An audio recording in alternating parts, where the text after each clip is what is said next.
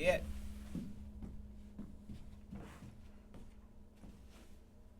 Did you miss me? Hey. Damn, I almost electrocuted myself. You know, we touch plastic into the metal. All right, guys. All right. So, excuse me. Welcome back to the I'm Bruce Leroy BIH. Shit. Filled with so much gas, I go on a goddamn road trip just by walking on foot. But anyway, welcome back. It's your boy Bruce Leroy once again. My bad about yesterday. I know I should have streamed, but I needed a workout. I missed the window earlier on, so I was like, fuck it. And then I actually didn't finish watching the goddamn college football game till literally this morning. So that was a national championship. Congratulations to my IU Hoosiers. They're the national champions. Hip hip hooray. Yippee-ki-yay, motherfuckers. Yeah.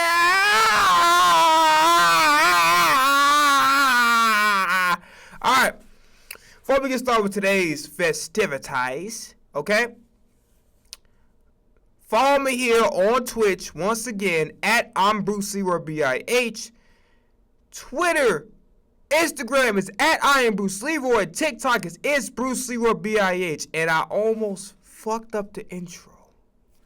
But I rebounded!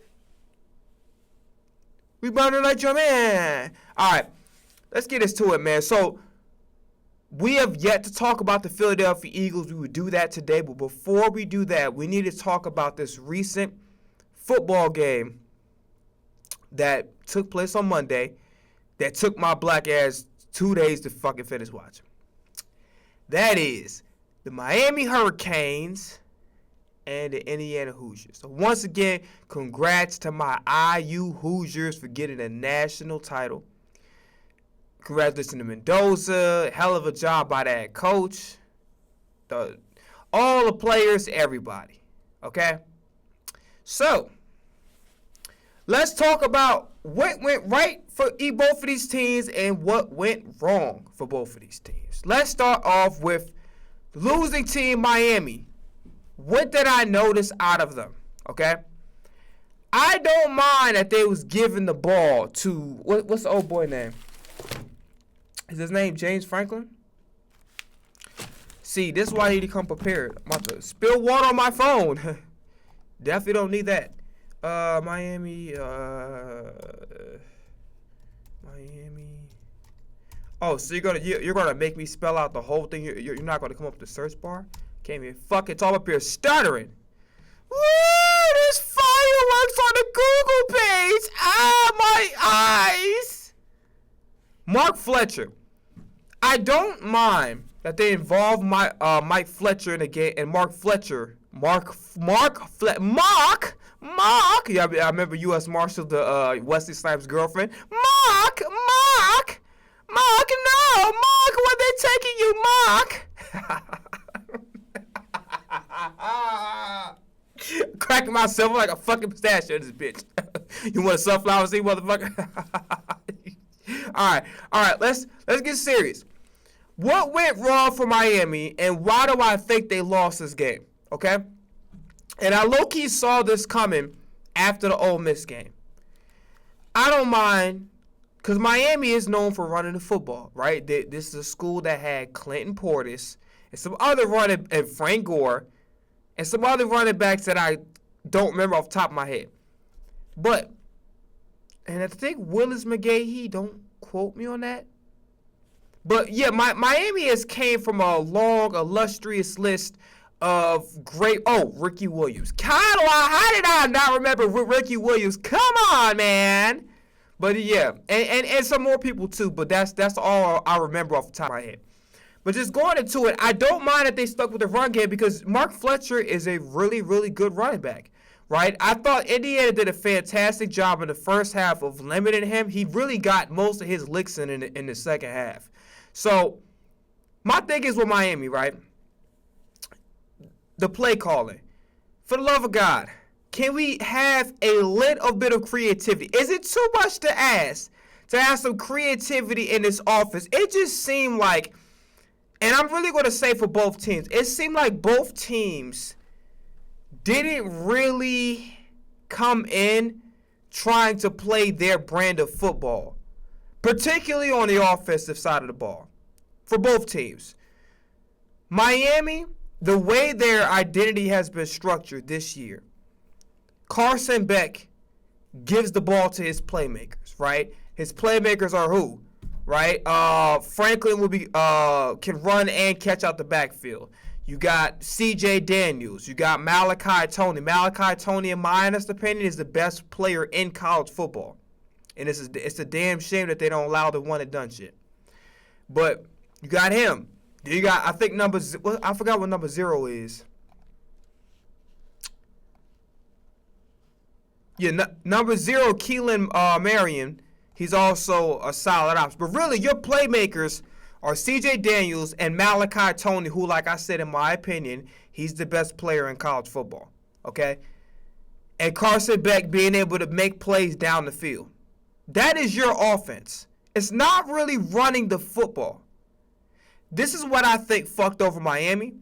I didn't get a chance to see the earlier games, like the games closing out the season. But from me watching me watching the Ole Miss game, fuck.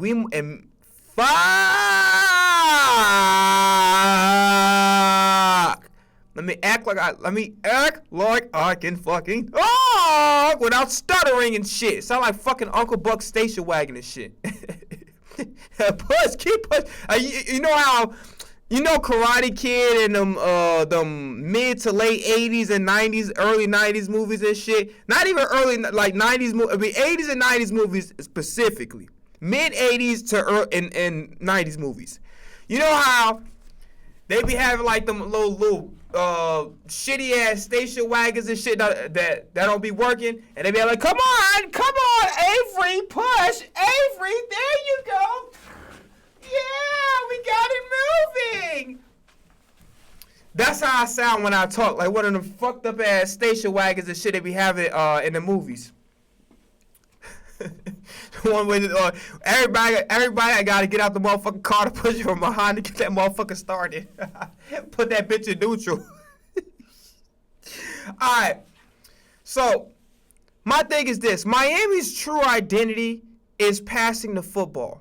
That's what it's been this year. Now, granted, in most years, Miami is known for running the football. And I'm not saying that the run game should not have been fucking implemented. Let's implement me not fucking stuttering the whole goddamn time. All right. So, I don't mind that the run game was implemented. I don't have a problem with that. My problem is two things. One, you keep running inside zone over and over and over again against quite arguably, outside, I would think Miami will have the best defensive line, and then Indiana's right there. Like, if we're talking about the two best defensive lines in the country this year specifically, is Miami number 1 and Indiana's number 2. Okay? You cannot keep running inside zone, inside runs over and over and over again, and then say, hey, I don't know why the run's not working.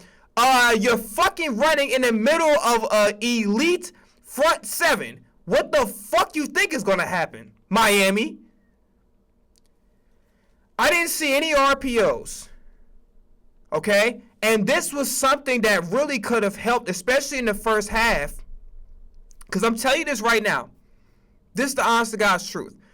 Indiana shot themselves in the foot. Like, the score is 27-21. Listen, I have to be real with you, okay? I think if Indiana would have made an adjustment that I'm about to mention in a couple minutes, they would have actually, in my opinion, would have blew their ass out. Even more than what the score says. In fact, the first half score, it was closer than it really looked. Indiana had their, Indiana had their number.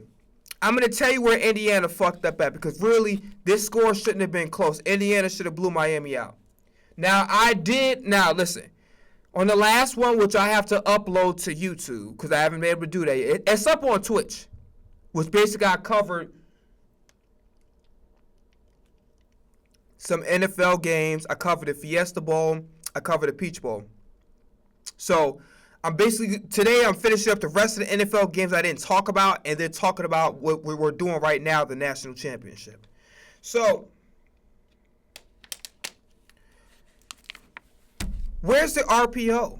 Carson Beck can scramble, right? And I'm not saying put him in a line of fire to get hurt, but Carson Beck is mobile enough to be a threat, right? Where are the tosses? Where are the counter plays? Where's the misdirection? Why was Miami not trying to have fun with this offense? Now, I get it.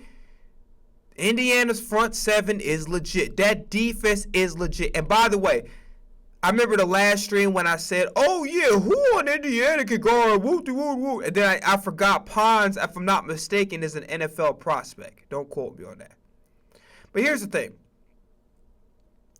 Yeah, Miami. You have to realize the situation, right? Is Indiana legit?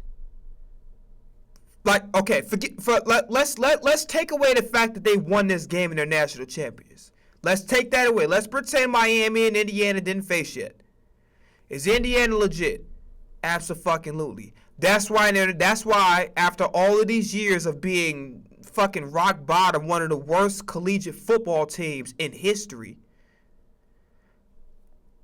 now they're in the national championship. So you know they're legit. But here is the thing. Here's the kicker, okay? I know that the coach brought in all of these recruits, all right? But here's the thing. All of these, not recruits, sorry, brought all these transfers from different places like James Madison, guys who brought seniors. I know that. But here is where you can get Indiana.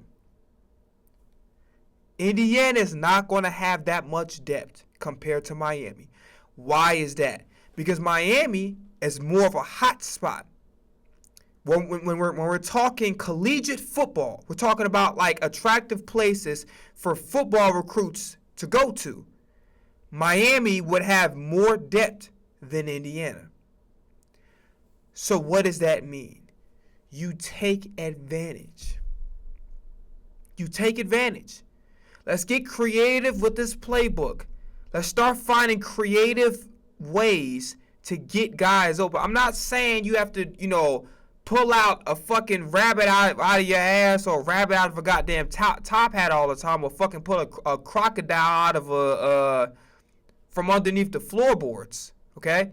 Not saying you got to do anything super crazy, but you have the advantage because you have better depth, because when it comes to football, people go to Miami more than they would go to Indiana. Indiana, because this coach is here, people might start coming, and then they had Mendoza brothers, so the intrigue is there. But here's the thing. You have the advantage when it comes to roster. On paper, you have the advantage. Take advantage of this shit. You got two playmakers who, in my opinion, Tony's is going top 5 next year. Unless some crazy shit happens. But Tony's going, Malachi Tony's going top 5. And CJ Daniels, I see him being a first-round pick. I don't know if he's eligible this year or next year. I'm not sure. But both of those guys I could definitely see playing on Sunday. And then their running back, what's old boy name? Mark Fletcher. Mark Fletcher Jr. He's really good. So you have, and then Carson Beck can scramble, and he has a big arm. He can play. I'm going to tell you where Miami fucked up at. So first off, inside zone over and over again. No variation, no RPO to try to get them thinking like, oh shit, Carson Beck might keep it, right? No variation, no versatility in the passing game whatsoever. To me, and this is the honest to God's truth, and I think that the Carson Beck interception proved it. First off, Aiden Fisher on that defense for Indiana was probably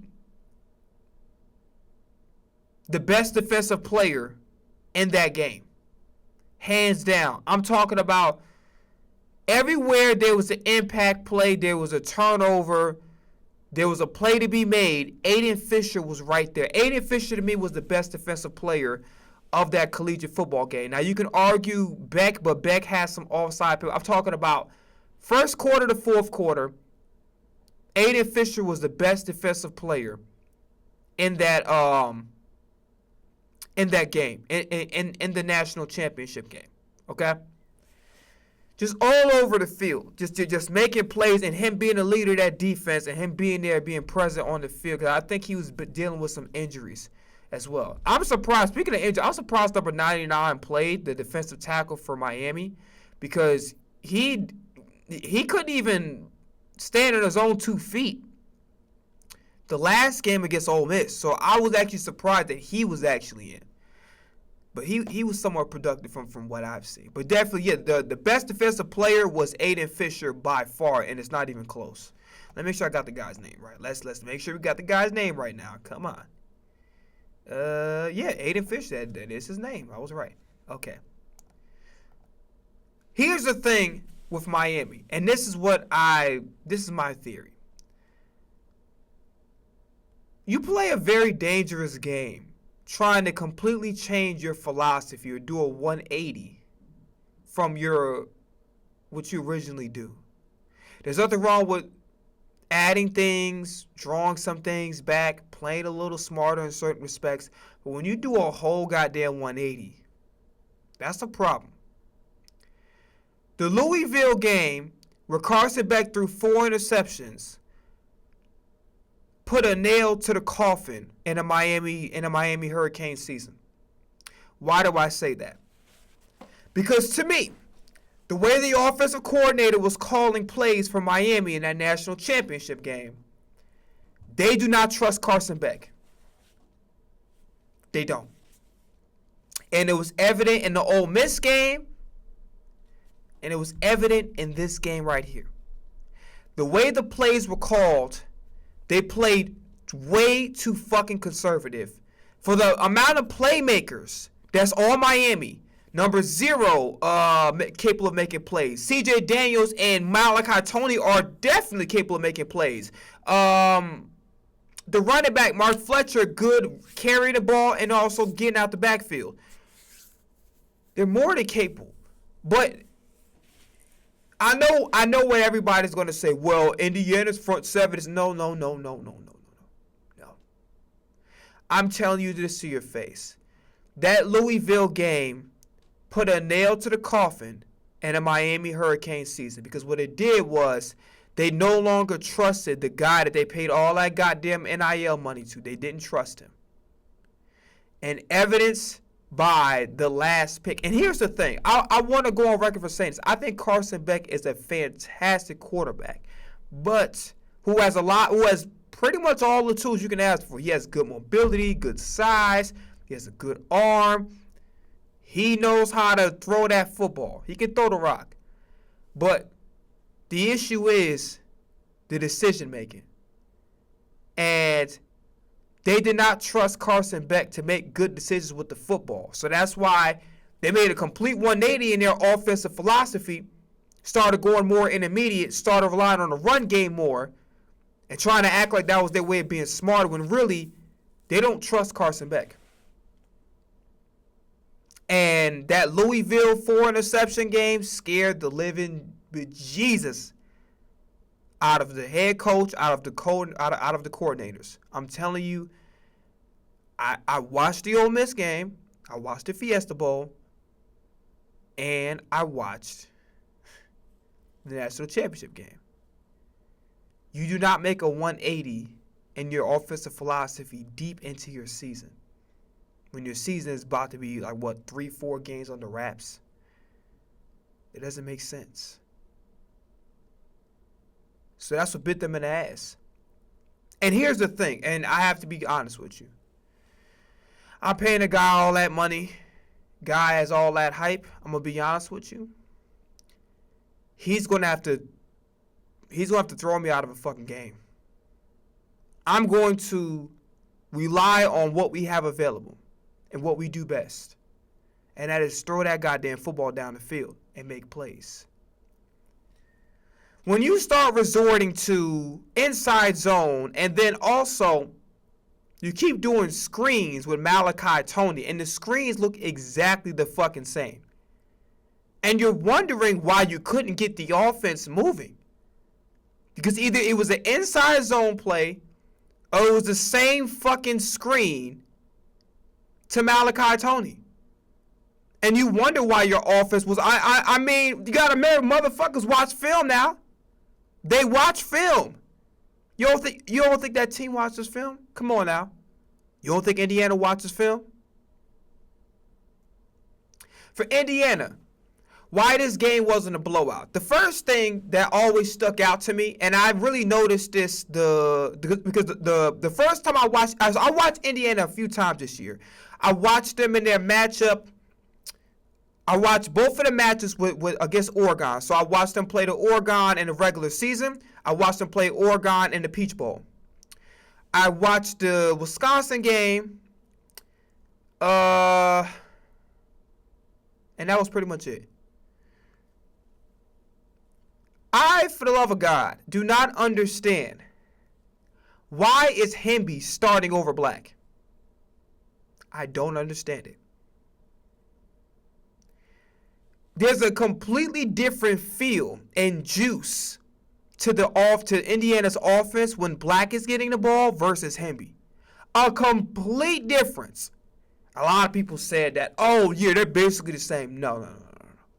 Let's just pretend Hemby is David Montgomery, which he's not. And let's pretend Black would be the Jahmyr Gibbs role. Gibbs is underrated in showing how physical he is, but he's known for his speed and elusiveness. Black is the same way. He's known for his speed and elusiveness, but he's strong enough to run between the tackles. And here's my thing, right? Number one, Indiana went away from their hot hand on multiple occasions. Okay? First things first. Black is clearly the better running back. Between him and Hemby, Black is clearly the better running back. Okay? Not only did you not run the ball with Black enough, even though he's actually not only the better back, the more productive back in pretty much every single game that I've seen of Indiana this year. I don't give a fuck what the stats say. I watch the games. Okay? So, here's the thing. There was a point in time, I think it was the second quarter, where they started to commit to running the ball more with Black. But then you give Black the same plays, the same type of running plays that you give Hemby. Hemby's more the power guy. Now, not saying that the other guy isn't, because I seen him break some tackles and run physical. I've seen it. But you don't run the same damn running plays with Black, the more elusive back, than you do with Hemby. So when there was a very brief moment in time where they did commit to him a little bit more. And you ran the same fucking plays you did with Hemby as you would. Like, you ran the same plays you ran with Hemby with Black. And despite what Kirk Herb Sidewalk said or whatever the case may be, the styles are clearly visible. Black is the more Black is like a Jahmyr Gibbs. Hemby is like a David Montgomery. Okay? It's clearly fucking obvious. Why are you running power plays with Black? You need to be running some outside plays. Let's go get some counter play. Let's get some misdirections. Let's get some tosses. Let's get some pitches out the shotgun. Let's have some fun. And this is where another weird thing that Miami fucked up at. Indiana, I don't like their game plan. Their game plan was short, quick passing. They're like, oh shit, this defensive line got some NFL drafts. Let's just short, quick pass. Well, guess what? If Miami had, I forgot what old boy name is. Hold on one second. Because he got suspended off of that bullshit. I already explained how that targeting call was fucking bullshit. I didn't like it. I'm trying to figure out who was old boy off of, what's the name? Ruben Bain, Wesley Basante, Jacoby Thomas. Keontae Scott, I think is the guy that they got rid of. Yeah. The target to call him was bullshit. So he had to sit out the whole first half. But here's the thing, okay? You got a really good front seven. You can take advantage of the fact that they're literally two things. So Indiana, so the hot hand for Indiana, and this will fuck them over too, was Omar Cooper Jr. And then their tight ends was balling too. So Charlie Becker made what was really good. You had Riley Nowakowski. So your tight end really, but really Omar Cooper was your hot hand. And Indiana did not feed him the ball as much as they should have. I understand that Surratt, under normal circumstances, is your best receiver, who he didn't have his best game. I understand that. But you got to pay attention to how the game is going, and you got to make adjustments.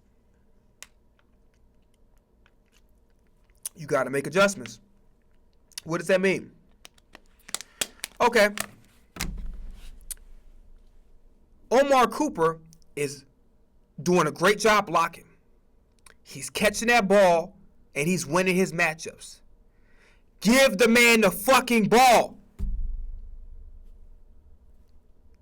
Give him the fucking ball. Your tight end, Nowakowski, Charlie Becker, give them the fucking ball. But really, Omar Cooper, that was your hot hand. Give him the fucking ball. The lack of understanding that Black is the better running back between him and Hemby, and the lack of seeing that, Omar Cooper is a hot hand, let's keep feeding him the fucking ball because they can't guard him, that kept Miami in this game. And that kept the game closer than really what it actually should have, because honestly, Indiana showed that, yeah, maybe Miami on paper might be the better team, but if we're talking about like fisticuffs, Indiana is a better football team, better coached football team, and just overall a better productive football team than Miami. And that's just the truth. Okay? So what Indiana decided to just say, great defensive line, short, quick passing. But this is where Miami can capitalize. Because you have the players. And yes, I understand you're missing a Keontae Scott for the first half. I get it. But you can play more physical. So that's going to give you opportunities, if you're smart, to get interceptions. Because more than half the time, Mendoza was blindly just throwing the football just to get rid of it. I do understand that, yes, we have to emphasize getting the ball out of the quarterback's hands, and we got to respect the defense. But you can't do it to the point where it's working against you. You got a Heisman winner. You got arguably the best player in this draft coming up. Let that man go make plays down the field.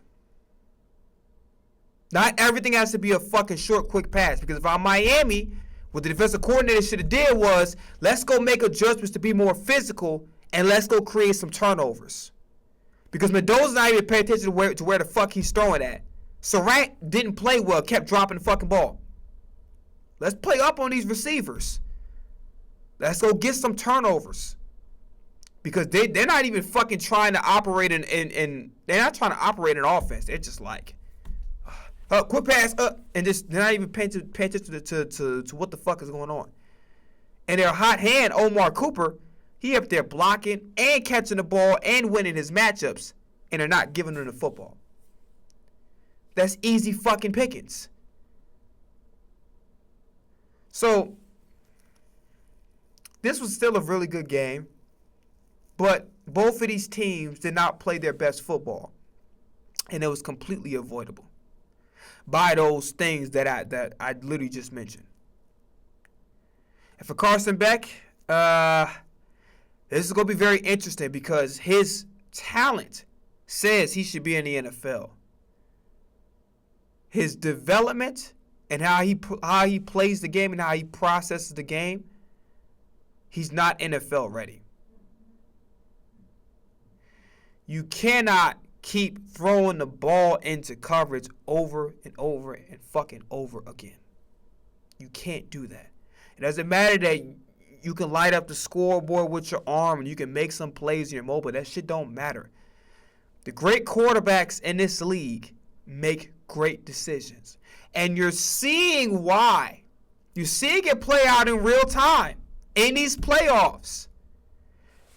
And niggas try to fuck around and goddamn try to put a goddamn, what the fuck you call it? Because of Cam Newton, the negative stigma on game managers get rings. Game managers get rings, nigga. That's what it is. Game managers get rings. And as you can see, there's been a lot of Oops. Whoa. Whoa. As you can see, a lot of these guys are turning the ball over. A lot. Okay? So, I think that's pretty much all I wanted to mention. But yeah, Carson Beck's will be very interesting because his talent says he should be in the NFL. His on-field decision-making, he's not ready. So, I really, it's going to be very interesting what's going to happen with Carson Beck. Because if he enters the draft, he's definitely not going within the first couple rounds. He's going third round and below. That's the truth. So, I don't know. It's going to be very interesting to see what Carson Beck is going to do next. Because he definitely is not a first-round pick. I'll say that much. You want me to be honest with you, and this might be a hot take. I'll take him over Dante Moore. I like Carson Beck more than I like Dante Moore. In fact, even though Sawyer Robinson thinks he's a fucking fake-ass Aaron Rodgers, I'll take him. Because this is what I'm going to do. I'm going to take you as you are. And then I'm going to believe that my knowledge on the game, I'm going to teach you how to play the right way. I see your physical talent. That's cool. Let's start learning how to play smart. Let's start learning how to make good decisions with the football. Let's start learning how to manage your game. That's what I'm going to teach you. I would take Carson Beck and I would take Sawyer Robinson over Dante Moore. I'm dead ass serious. Now, Sawyer Robinson obviously the more flawed quarterback. But even though Bears defense this year was horrible overall. But my point still remains. I would believe in my system and my coaching and the staff I would have around me to try to, listen, okay, I see the physical talent. Let's learn how to play the game the right way. Let's learn the fundamentals. Let's learn how to take what the defense gives you. Let's learn how to use check downs. Let's learn how to use your tight ends, shit like that.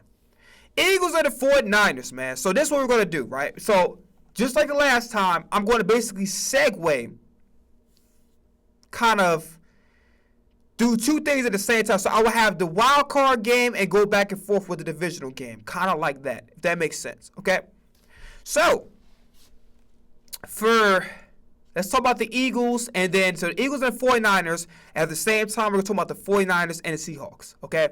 And we're going to kind of analyze the Seahawks and the 49ers a little bit more straightforward. So, let's go over Jalen Hurts' stats. 20 for 35, 168, one touchdown. So, Kevin Patullo, for those that don't heard, he got fired. I'm not going to, again, it had to happen. He had to go. I'm not going to celebrate the man getting fired or celebrate somebody getting fired, because if I ain't do that shit with Stefanski, and I definitely don't fuck. I dislike Stefanski a hell of a lot more than I dislike Kevin Patullo. Kevin Patullo just not good at his job. I think Kevin Stefanski might be right, but that's just my opinion. And then they had the nerve to fucking hire this nigga as the fucking head coach of a black city in Atlanta, with a black starting quarterback and fucking Michael Penix. Best of luck, Atlanta. Listen. Here's the top 10 picks. Enjoy, motherfuckers. Atlanta is low-key a shit show. They've been making some really poor decisions. Like, their roster is primed for a Super Bowl, but their decision-making is just not good. And I don't, again, reiterating, I don't like that they fired Raheem Morris. Okay? The offensive coordinator was just not good. Just get rid of him. Fix it up. Let Raheem Morris get Mostert get another Raheem Morris get another year or two to kind of fully gel, because that defense was gelling together. Okay, and I don't like it. I feel like they kind of bailed on Raheem Morris way too soon. So Kevin Stefanski, best of luck to you, Atlanta. It's gonna be a lot of booze in that motherfucker. You better watch out for the tomatoes. Don't get hit. Don't get hit in the eye, motherfucker. All right. So Jalen Hurts, 20 for 35, 168, 5 for 14. So here's the thing, okay? A lot of people are blaming Jalen Hurts for this game. By the way, I would like to introduce a special guest. His real name will be nameless, but for all intents and purposes, we will call him Encore. Ladies and gentlemen, the last play of the game that Jalen Hurts looked at Patullo and said, "Why are you doing this? Why are you doing this to me?" Ladies and gentlemen, this was the last play of the game. My fault. Oops. Went out to hit and slow your roll. Slow your roll. This is the last play of the game, ladies and gentlemen. 4 motherfucking verticals. Against a defense that obviously you're going to play prevent, right? That makes sense to not get the fucking, to not allow a catch. So everything's 4 verts. Got Goddard, who I will think probably should have went straight ahead here, but decided to go here. So, Mr. Encore on a podcast said that Hurts shouldn't have hitched and should have just let this ball go. Now, as you can see, these are 2 San Francisco gold diggers right here. And he said that Kendricks would not have been able to make a play on this ball. And that John Elway and him would have been able to do this. Now, I got glasses on, so I technically have 4 pairs of eyes. And most of you have 2 eyes. And hopefully you can see this shit for yourself. There's clearly nobody fucking open on this play. But he says that Hurts, if he didn't hitch, he'd be able to throw this ball. And then when literally told by probably one of the biggest Jalen Hurts haters I've ever seen, that literally this situation in general was not a good position to put into your quarterback. Was not a good position. I'm sorry, excuse me. Was not a good position to put your quarterback in. He didn't give a fuck. He basically said, so the fuck what? He said, John Elway, who a lot of these old niggas love glazing. Like literally, I swear to God, the niggas that they glaze now was Josh Allen. They glaze motherfucking, what's old boy name? Back then, these old niggas glazed John Elway. He said, Elway would have made this pass. I would have made this pass. I have a stronger arm than Jalen. Well, you damn sure don't have a fucking better career than Jalen, nigga. Ladies and gentlemen, Mr. Encore. Yeah! Look at this shit. 55% completion percentage. And don't give me that bullshit about it was a tougher air. Shut the fuck up. 55% completion percentage. 19 touchdowns, 19 interceptions. This is your record as a starter. Okay, 3-1. That's solid. You still completed 50% of your fucking passes. It was hideous. 1-3. 1-0 and 1-2. You're a fucking career backup. You're a career. You're not even. I don't even know. I didn't even give a fuck to try to find out if you were a second or third stringer. And then this is your fucking rookie year. And I know. Well, I played in the CFL, wherever the fuck he played at. I don't give a shit. Hold on. So Mr. Encore said Jalen Hurts should have threw the ball to Goddard.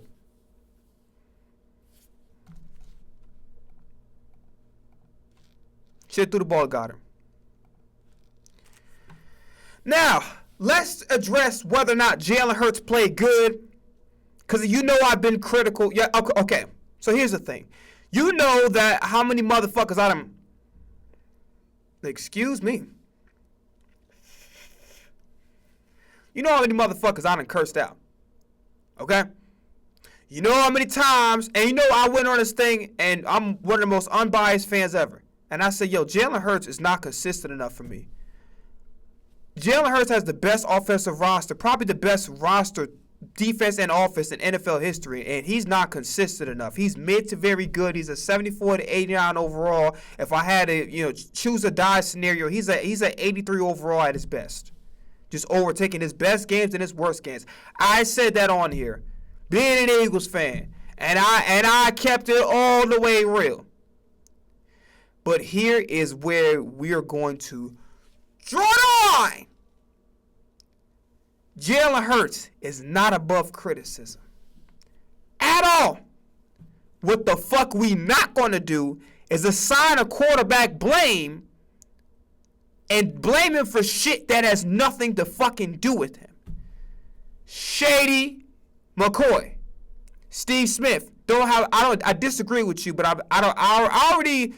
If y'all watched beforehand, I already spoke about with Steve Smith. I know him and Brandon Marshall had a podcast that nobody actually talks about. I know he doesn't think Jalen Hurts is a very good quarterback. I don't care about that, right? At least I respect Steve Smith because at least he's staying consistent with his takes. And I can respect that. I disagree with him vehemently. But I can at the very least respect the fact that he's consistent with his takes instead of like 1 minute you don't like him, and then when he proves you're wrong, when he proves your points wrong, you're like, oh, I'm with him. And then when nothing else took place to actually change your mind, like, I think he's ass. Right? And I do have a problem with this. This is why I said it's so hard to have a conversation about Jalen Hurts, because I think there's two modes of thought. I think we don't criticize him enough in some respects, because you give vast majority of great NFL, legendary NFL quarterbacks, this roster that we have, they're coming out with at least 4 rings. And they're going to get a 6,000-yard season. As crazy as that sounds, it will happen. You will get your first 6,000-yard passer with this roster. Literally, if there was a team in a modern day that can go undefeated and get to a Super Bowl and win it, it would be the Philadelphia Eagles. Okay? Now, granted, cornerback 2 might be interchangeable, and we'll talk about Adoree Jackson. We will talk about Adoree Jackson. Okay? So, it's so hard because Hurts needs to be criticized a little bit more in certain respects. 6 years, you kind of have problems with going through your progressions. And here's the thing. Matter of fact, let's table that. You kind of shouldn't have still problems with playing on time, right? That should be developed. But here's the beautiful things about what Jalen Hurts has improved this year. His reaction against the blitz. His throwing on the run. Playing on a rhythm on timing. I see that he's trying to get better in that. So my thing is this. Hurts, in some respects, doesn't get criticized enough. But it's too much of personal opinion that you don't like the way Jalen Hurts plays the game. And you try to take it, your personal opinion, and try to frame it as a factual analysis about Hurts. That's not based upon any film. That's not based upon any actual analysis that we can break down the film, break down the game, and let's say, hey, Hurts needs to work on this, that, and the third. Right here, watch this play, boom, boom, boom, boom, boom. He should have really made it here, but he should have made it. You don't know. Why? Because you're taking your personal opinion. You don't like Hurts' game. And you probably don't think Jalen Hurts is a very good quarterback. That is your opinion. You are entitled to that, regardless of the fucking facts really trumping the shit out of your arguments. We will take your argument for fucking face value and say Hurts is not a very good quarterback. You're entitled to that opinion, but don't pass your motherfucking opinion off as facts, and don't say stupid shit, making up fucking stories to try to get Eagles fans riled up. Oh yeah, I heard fucking Colin Coward. That's what I call that nigga. Not Colin Coward. Colin Coward. Yeah, I heard from a very good source this wall. Hey, wall, what can you tell me about Jalen Hurts? Let me ask you motherfucker something. Did that wall say anything to me? Did it give me any sort of response? I even knocked on a motherfucker. Did that wall give me any response back? No. You want to know why? Because it's bullshit. Because I'm going to tell you exactly what the fuck is going on. We're in an era where it's no longer about reporting the news objectively. It's no longer about giving facts. It's no longer about giving thorough analysis. Let me tell you something right now. And I watched a guy named Merrill Hodge. And for the life of me, I don't know why the fuck is he not working at ESPN still. I don't know who the fuck let him go. They need to be fucking necked. I need to be like, when they sit up there eating their motherfucking cold cut sandwich, that little cold ass salami and shit, that cold ass Polish hamburger. Bitch, the fuck wrong with you letting him go? I watched Merrill Hodge break down Jadeveon Clowney because Jadeveon Clowney was really hyped. And he broke down a lot of plays. I'm listening to him like, this guy knows what the fuck he's talking about. I wasn't even really cognizant like that, really watching sports to really pay attention too much. Like, I was too young to really process the information he was saying. Looking back on it now, doing football content, I'm like, yo, this dude a bad motherfucker. Like, why did ESPN just let this guy go? Like, what the fuck is going on? Like, I'm talking about niggas, Mel Kiper, Bucky's List, goddamn Tom McShay. That nigga shit on him, bruh. He better than all of them motherfuckers combined. I'm like, yo, why the fuck is he not on TV? Why do I not see him around? What the fuck transpired on ESPN that I don't see him around? Because he's really good at his motherfucking job. I love watching Merrill Hodge. He's fucking amazing. Let me make sure I got the guy's name right. I don't want to fuck it up. But this is the era that we're in. Can't fucking spell.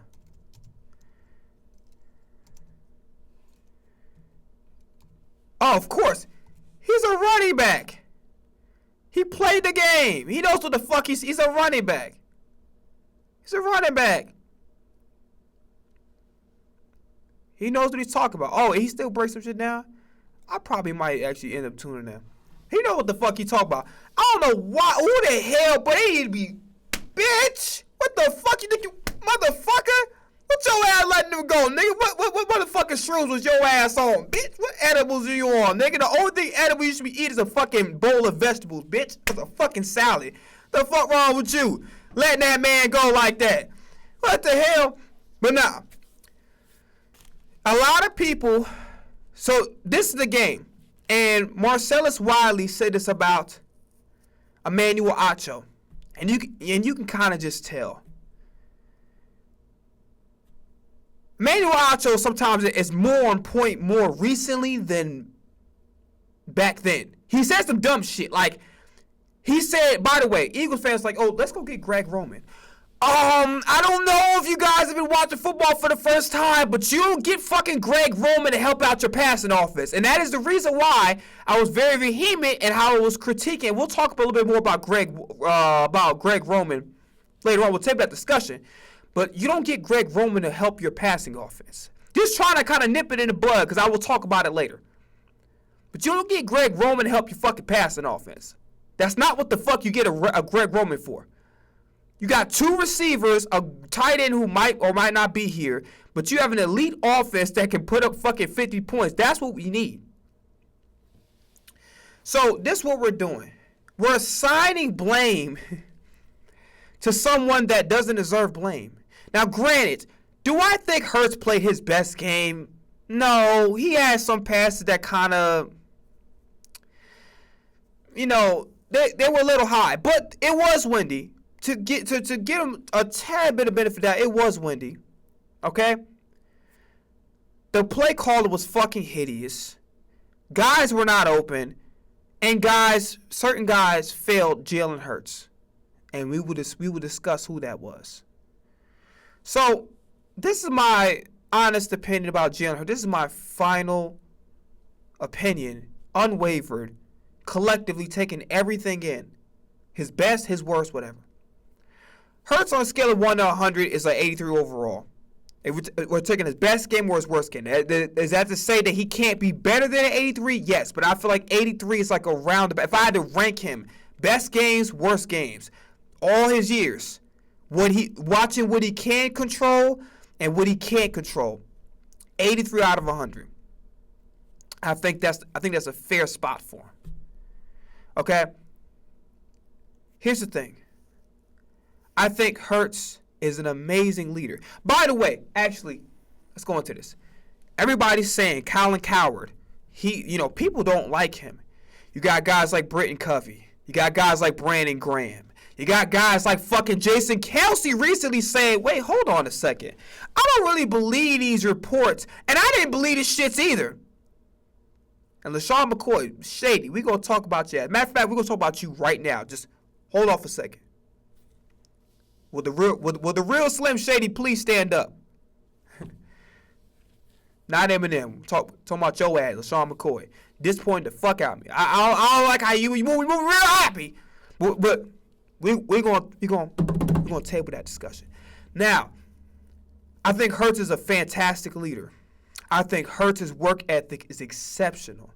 I think his story of perseverance and how he always finds a way to win, his selflessness, his competitiveness, his willingness to learn and to adapt is extraordinary. His ability to get better and have a desire to get better is extraordinary. The only thing I would like to see from Hurts is to actually play like the quarterback that I think he's capable of playing like. And that's why I'm very hard on him. And that's why I'm not making no fucking excuses for him like some of you guys be doing from time to time. Because I know what the fuck he can do at his best. I know it. Now, this situation is not entirely his fault. We will have a discussion about it. But he does take some of the blame because a certain amount of years in this game and then the roster making things a little easier for you. You got to control the thing that you can't control. And that's really all I ask out of Jalen. Okay? So, I don't put this game on Jalen Hurts. I don't. I think he did the best he could to make plays when it was there. But Shady McCoy, I don't really like how you've been moving, bro. I don't like how you criticize Justin Fields for opening up about his mental health. Don't like that. Didn't like it. I don't like how you was high and key. You be like, hey, Chauncey, bro. Were they predictable? Yeah! I knew it!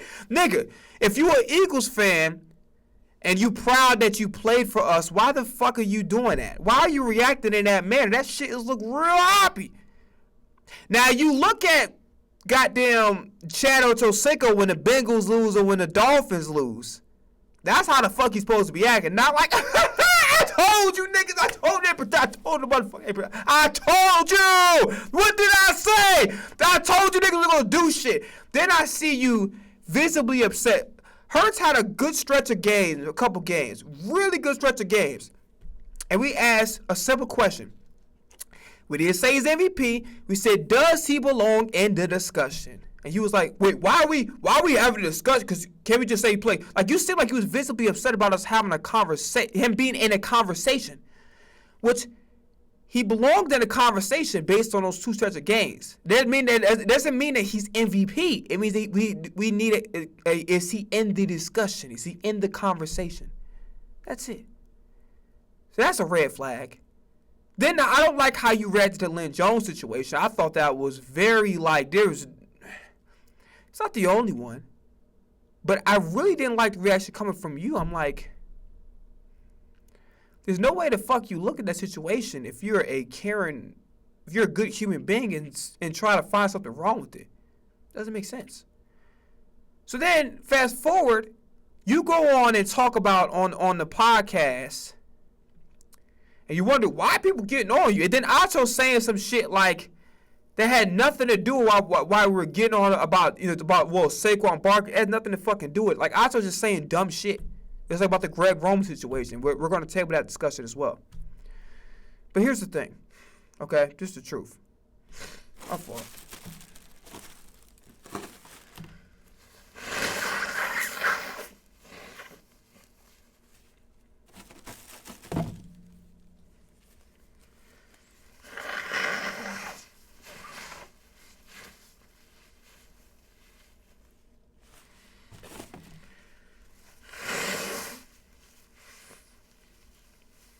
Now, real quickly. So you start talking about. So here's nothing that kind of raised red flags. So I think it was just before this year began. You start talking about, well, I want everybody to know this Jalen offense. I'll let you know. Like, while for the fans, it's nice to hear. For somebody that try to tell you confidential information, you shouldn't say anything. Why are you even talking about it?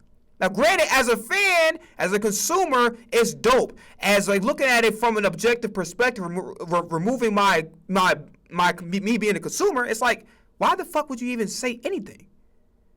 And he did that shit. I think it was like during training camp or some shit like that. So then he said some shit that didn't even make any fucking sense.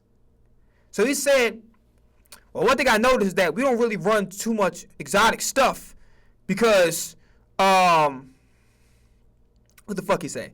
Jalen doesn't want it. Or no. He said Jalen can't do it. He said, I need my quarterback to be Superman. So is he just supposed to fucking throw picks all day? And by the way, Mike, may you never be a fucking GM ever in the NFL ever again. Said some dumb shit. Like, Hurts is not Stafford. He doesn't know how to pick you apart. Be accurate. First off, Hurts is accurate. Is well over 60% of his passes every fucking year. What you think he get the goddamn game manager title for? Huh? What fucking game you watching, nigga?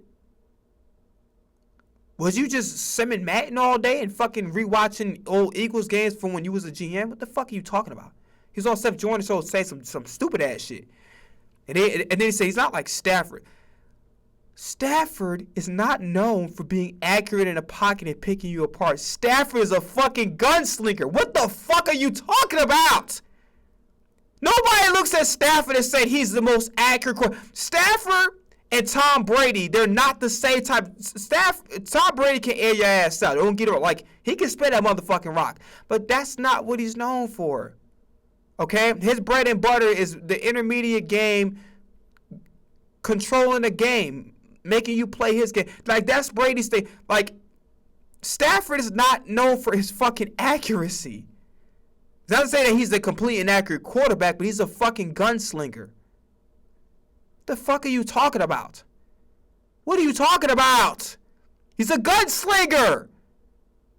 How the fuck does it even make any sense? Like if you're going to compare him to a player and say, oh, he's not a guy that's going to go in the pocket and pick you apart, fucking Matthew Stafford is not a good example of that. Stafford is a fucking gunslinger.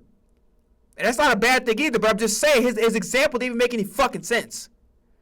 His whole analysis didn't make sense because Hurts is more than capable of making plays in the pocket. More than capable. And done it. What the fuck are you talking about? But yeah, here's the thing. So getting off of Mike May, you never be a GM ever again. Mike May left the door unlocked there. Somebody broke into my fucking home. But yeah, moving forward, Shady. I don't see no exotic blitzes and not exotic, like exotic schemes, you know. Even with Kellen Moore, he didn't play that good. And it's like,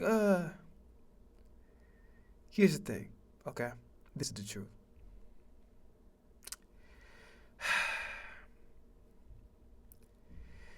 If you watch that fucking game, the 49ers game, and thought that the lack of exotic plays was the fucking problem, you didn't watch the game. Basically a tale of two halves. Really, the first drive, maybe a tale of two halves. And that's really what it's always been. First half, I'm seeing a lot of cool different shit. I'm seeing some nice passes to Goddard. Goddard had a great game, by the way. I'm saying, oh, you're lining up Devontae Smith like he a running back, and you're kind of utilizing him in the screen game. You're kind of being creative. I saw some nice creative shit. I saw some very nice creative shit. Okay? I want you to answer, riddle me the fuck this. I'm Batman. Pretend I'm Batman. And riddle me this. Riddle me this, Shady. Is it Jalen Hurts' fault that the team doesn't know when to fucking play action? What the fuck what does that have to do with exotic plays, Shady? What the fuck? And listen, I've said it before and I'll say it again. I enjoyed watching you play when you're growing up. As a person and how you carry yourself and how you moving, I don't like it. As a player, I thought you were outstanding. Your playoff numbers are not outstanding, but as an overall, I wasn't an Eagles fan back then, but you're definitely one of my favorite players to watch. There's no question. I like watching you in Philadelphia, and I like watching you in Buffalo. I think you're one of the greatest running backs of all time. But as a person, I don't like how you move. I don't like how you operate. I really do not. You move very oppy, very wishy-washy. You got a little bit of Cam haterism in you. But look, and then you had another fucking, okay, defend Drake May from Cam Newton's comments, which I felt were ignorant. Fine, go ahead and do that. But what the fuck does Jalen Hurts have to do with Drake May? So he decides to start talking about Drake May, and it's like, who's he managing? Even though that was not a great argument because Drake May does have weapons on that offensive end. Let's not act like he's devoid of any fucking offensive weapons. Offensive line, obviously a little bit inept, especially with your top pick, Will Campbell, not being in the lineup. And Will Campbell, we're going to talk about him later, okay? But here's the thing. Okay. So, if a team, my father, I count on one hand how many games he's watched this year. Explain to me this. If a team doesn't know when to fucking call play action, how's that on Jalen? If AJ is dropping passes, probably had his worst game as an Eagle, how was that Jalen Hurts' fault? Now, there's one ball that I will excuse AJ for dropping. And that is because the wind kind of took it and veered it a little bit off. It didn't go in a straight line over. It kind of veered the ball off a little bit. I'll forgive him for that. But AJ had his worst game as an Eagle, probably his worst game in his career. He played like shit. That's on Jalen. Saquon drops a pass. Devontae played really good, actually, but he did drop a pass. It is a Slim Reaper, you my dog. AJ, you my dog, too, but we got to table that. We got to table that. We're going to table that. So, AJ dropping the ball on multiple times. Bullshit holding call on Jurgens, by the way. I don't give a fuck what nobody said. That was a bullshit holding call. what Jurgens did, I see that shit on damn near every fucking play. And it doesn't get called. It's a regular fucking block. I think Hurts had a big run, and then Jurgens, they called him a hold. I seen that shit 1,000 fucking times. That was a bullshit. I don't care what nobody say. Here's the thing, okay? So when the team, my father, who less than a handful of games, said they need to do play action right here. Why are they not doing play action? That's not on fucking Jalen, Shady! That's on Sirianni and Patullo. When your team thinks that the only run play that exists is inside zone, that's not on fucking Jalen Hurts, Shady! That has nothing to fucking do with exotic schemes or any of that. That's on fucking coaching. When take Bigsby, who's playing like a Pro Bowl caliber running back, a running back that could probably start for 70 to 80% of ball clubs. You use Kenneth Gainwell, who I thought had a pretty good season in Pittsburgh. Shout out to him and what he's done, especially in the receiving game. You use a lesser talent a lot more than you use a guy who is... I already knew his Sirianni's usage of run backs was fucked up when he brought DeAndre Swift over and didn't fucking start him off rip, start a game. I'm like, what the fuck are you doing? What are we doing here? You don't bring DeAndre Swift to fucking back up. What are you doing?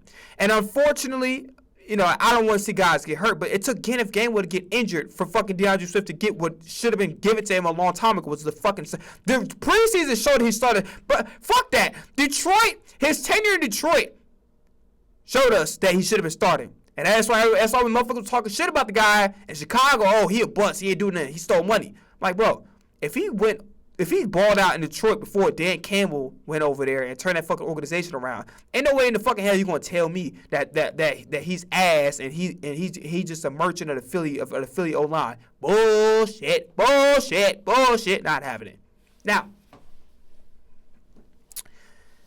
so your team doesn't know when to play action. Your team acts like there's only one fucking inside zone play. There's only one run play, and that's the inside zone. That is not on motherfucking Jalen Hurts. Team doesn't run things on this. That's not on Jalen Hurts. There's things you can't blame on Jalen Hurts. There's no fucking way you watched that game and thought that they need to run more exotic stuff. They can't even do the basic shit right. What the fuck are you talking about, Shady? When the team doesn't know when to fucking play action, when the team doesn't understand that, hey, we have the roster to really mix some things up, especially in the running game, that's not on fucking Jalen Hurts. The fuck are you talking about? Saying dumbass shit. Sound fucking stupid. They want to get up there and cry, but I don't care what you hear. I don't give a fuck what you care or not. You saying stupid shit. You're moving real oppy. You're very two-faced. As a player, you were amazing. You definitely were one of the guys that made my childhood, like made my childhood fun watching you play football. As a person, I don't like how you move. I do not. Move real oppy. By the way, Patullo has decided to pull a motherfucking Nino Brown, alluding to one of three things. So, he very wisely decided that, co-workers and colleagues and people you pass by and say, hey, are your friends. So, knowing that Ryan Fitzpatrick is a member of the media, if you don't know, now you know, nigga. He is a member of the Amazon Prime Thursday Night Football crew. So he's a part of the media. He's a media member. So this is what Kevin Stefanski did. Because he's so smart. And that's why he should have stayed the coordinator. The Eagles should have never fired this nigga. This smart Einstein motherfucker, the 2026 Einstein, told a fucking member of the media shit that he definitely should have kept to himself. And thought that, oh, Fitzpatrick isn't going to share this information. Are you fucking stupid? So Richard Sherman revealed the information on his podcast, talk about well, it's not me. I don't like everybody's blaming me, which it is part of your fault. It's not only your fault. It is part of your fault, though. It's inner workings. So inner workings could refer to one of three things. Could be Hurts, not playing up to par, maybe not wanting certain things to be what they are. It could be Nick Sirianni, which most likely that's what it is. Because Patullo's the figurehead. Patullo is not blameless, but he's really the figurehead. It's Sirianni's scheming offense. Or it's Howie Roseman and the analytics department. And kind of like they have to blend the analytics shit with the offense. Okay? So you basically was trying to dry snitch. And there's a theory that I put out joking around about it. Because I really don't know. And I don't give a fuck. That, oh, you know what? Kevin Patullo might be, doing these leaks. I was having a good laugh at it. Ha, ha, ha, ha, ha. I'm laughing straight into the ha ha ha ha ha ha ha. So I was having a good laugh about it. But if his big mouth ass actually talked to a fucking member of the media as if he was going to keep his secret, nigga, you a grown ass man. How the fuck do you not know the difference between a friend and a colleague? Colleague, hey, how you doing? How was your weekend? Weekend was good. Did you get a chance to be on the porch? No, it was too cold. Did you walk the dog? How's the dog? What's your dog's name? Rivera? Oh, did Rivera bite off some ankles today? Oh, he didn't. He just put his mouth on a tennis ball. Oh, good boy. Attaboy. Attaboy. That's a colleague. A friend is like, yo, what's up, my nigga? What's going on with you? Hey, bro. Hey, listen, bro. Did you see that guy? I know you see that guy. You know what I'm saying? Hey, yo, we got to hang out. You my nigga. You know what I'm saying? That's a friend. A colleague is like, How you doing, sir? I'm doing fine. I'm doing splendid this afternoon. How are you? That's a colleague. The fact that you're a grown-ass man and don't know the fucking difference between the two is alarming and definitely is damning evidence that you needed to get the fuck out of Philly. And you have no business being in a fucking play caller position at all. Because if you don't even know the fucking basic difference between like, nigga, this is some females get caught up in shit like this. Not no niggas. We supposed to be keen and aware. Every now and then we try to trust somebody and we get fucked over. But as a grown ass man, you're 30, 40, whatever, man, you're supposed to live life long enough to be able to know, oh shit, that's a colleague, that's a friend. You know what I'm saying? And you should know that off rip. You feel me? So it is what it is. But I'm all for shit. I'm not talking about him no more. AJ, bring your ass to the front. AJ, you're one of my favorite wide receivers in the league. I enjoy watching you in Tennessee. You're amazing in Philadelphia. I think you're the best wide receiver we ever had in history. Arguably with T.O., that's a good conversation for another day. But you've been amazing here. I think you're a fantastic human being. I've seen the stuff that you do in the facility, out of the facility. I think you're a remarkable person. But you are not above accountability. You are an elite wide receiver. You are a future Yellow Jacket wearer. You and Devontae Smith. Maybe Dallas Goedert if he goes somewhere else because they're not going to use him the right way over here, unfortunately. AJ, couple things, right? And there's two sides to the argument that I was willing to hear out and I understand. The first thing is this. Number one, you play like shit. So off rip, you got to be accountable for that. You did not play the way you're supposed to, especially when you're doing all this talking and the social media thing, which I didn't necessarily have a problem with as much as other people did. You have to show up. It's a non-negotiable, but you are entitled to have a bad day at the office. It doesn't mean that you're ass. I know NFL traitor, put his hand on the stake. I'm not one of those. I understand we're human. I have bad days. I've had streams where I looked at like, nigga, you are an ass. You are not funny at all. Like, bro, your jokes was corny as fuck. Nigga, why are you doing that? You look nervous when like, I looked at some of my skits before like that. You look nervous when you acted. Nigga, put your fucking hands down. Relax your shoulders. Everybody, here come with this stream bullshit. Or maybe bang your motherfucking ass. Anyway, you're entitled to the bad day at the office. Because I know for a fact, consistently, no disrespect to Jalen. Jalen needs to get on you and Devontae Smith level as far as consistency. Okay? That's the truth. He needs to get on you. Quinyon, we're going to talk about Quinyon, by the way. Get on y'all level as far as consistency is concerned. You know what I'm saying? But here's the thing. You going after your coach like that. Now, for one, Sirianni could have told him, instead of saying, get the fuck off the field, you're in a high pressure environment. Offense ain't moving. AJ not playing too well. So it's a lot of emotions running through your head. Then a motherfucker come and tell you, oh, get the fuck off the field. It's like, but here's the thing. You cannot look at Sirianni how you look at somebody else in the streets. Somebody look at you, talk to you like on the streets. Who the fuck you think you're talking to? Bow! Oh, I didn't know your face was right there. I was just stretching. Bow! I didn't know your face was right there. Bow! Hussa! You know what I'm saying?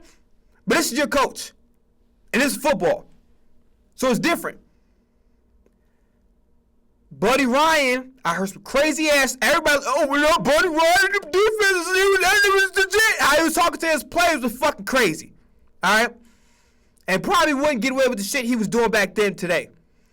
Because niggas really feel themselves by social media. The niggas ain't really trying to get coach hard. Niggas is trying to like fucking be on podcasts and shit. And that's part of the problem with the athletes. Not everybody. Sertan, Draymond, I ain't talking about y'all. Certain people I ain't talking about. Some of you other motherfuckers are spending too much time streaming, playing video games, goddamn on podcasts, and y'all niggas are sensitive as fuck. Every time a nigga criticize your game, you want to get in your fucking feelings and go on fans' DMs and start threatening to go fight them. No, go fight for your fucking career, nigga, because your shit going down the fucking tubes. Too many niggas streaming, video games on podcasts, and it's cool. I ain't telling people go and see what to do, but if your game ain't where it's supposed to be, if the results... and if you winning playoff games ain't because of you, or you not helping your team get to I don't want to say the promised land because that's heaven, but you understand what I'm saying? You need to get the fuck off the podcast, get the fuck off the stream, get the fuck off the game, and start working on your motherfucking football game, the shit you get paid millions of dollars to do. So this is a weird ass, sensitive ass generation full of athletes, and that's why the skills have went down, and that's why niggas don't win football games when it really matters the most. Going to AJ Brown, okay? AJ, you gotta let Sirianni do his thing. And I understand, yes, Sirianni, maybe better choice of words next time. But a coach got to be a coach. And this is football. Coaches in the past, the greatest coaches that we all revere and love, were talking to fucking players way crazier than what Sirianni told A.J. Brown. AJ, in that moment, let's go off to the side. Okay? That's it. You don't win this situation going back and forth with your coach. And I talked about, man, stop joining the insubordination. What the hell are you talking about? But you need to show that you respect your coach in that moment. And I know, yes, Sirianni, better choice of words. Especially, you understand the environment. But, AJ, as great as you are not above accountability. Okay? You're not above being coached. Understand that. There's going to be some times where a coach going to have to get in your ass and you have to pause. No diddy. But you're going to have to take that shit. Pause again. You understand my point? Fuck it. I'm just going to talk. I'm the only motherfucker in this goddamn stream anyway. I don't give a fuck. You have to just, hey, get the fuck off the sideline. All right, bro. God damn, off my ass, nigga. Damn. And you got to take it. Right? Because the Bill Parcells of the world, the fucking Buddy Ryans, bro, they talk to their fucking players way worse. And because of the environment, the football thing, you can't react to how you would do in everyday moving around and shit. You know what I'm saying? You got to look at things a little bit differently. Here's another thing I didn't like about what you did, AJ Brown. This bigger than the Sirianni shit, okay? Because I can give you a tad bit of benefit of doubt on that part, just because Sirianni could have used better choice of words and respect you as a man. But here's the thing: it's football. He got to be a coach. You can't react to it like how you react to it every day out in the streets. But that's not really my biggest issue. My biggest issue is how you decided to run. Normal circumstances, I'm like, you know what, AJ, I understand why you avoid the media. But you know that you did not live up to what you was talking about. You know you let the team down with your play. Doesn't mean you're ass or you need to be traded. I want you to stay. And everybody's saying, well, did you know that week 3 he has to... No, fucking lie that you motherfuckers is falling for because you Eagles fans is bored and you keep giving these motherfuckers reactions. You making their job easier. You helping them elevate their fucking platform and make money. Stop fucking listening to these clown ass niggas. Shut the fuck up. Stop. Get the fuck off social media. They're trying to say anything because they want Eagles fans' reaction. You motherfuckers give them the exact reaction they're fucking looking for. Stop doing it. Now, AJ, you can't, and sometimes like, you know what, man, I'm pissed off. I need to go cool off because I'm going to say some shit out the woman. Say, man, fuck you and your mama. And she just swallowed your bitch ass. It's times you're going to do that. But there's a time where you're going to have to face the music, sir. And that time, you needed to face the music. That was in a way you showing up for your team. You didn't have a great game. Worst game probably of your career. Face the fucking music, sir. You didn't play well. You let your team down with your play. Are you trying? But it wasn't good enough. And that's okay. I'm saying it's okay. I don't know how everybody else feels. I don't give a fuck about everybody else feel. I'm telling you, as a fan and trying to be fair and knowing what you bring on a game-to-game basis and seeing you step up in the biggest moments and knowing how hard you work and your work ethic. Now, you went to the fucking Diamond Gym. I ain't going to the motherfucking Diamond Gym. I ain't sitting up there about goddamn pulling a fucking ACL.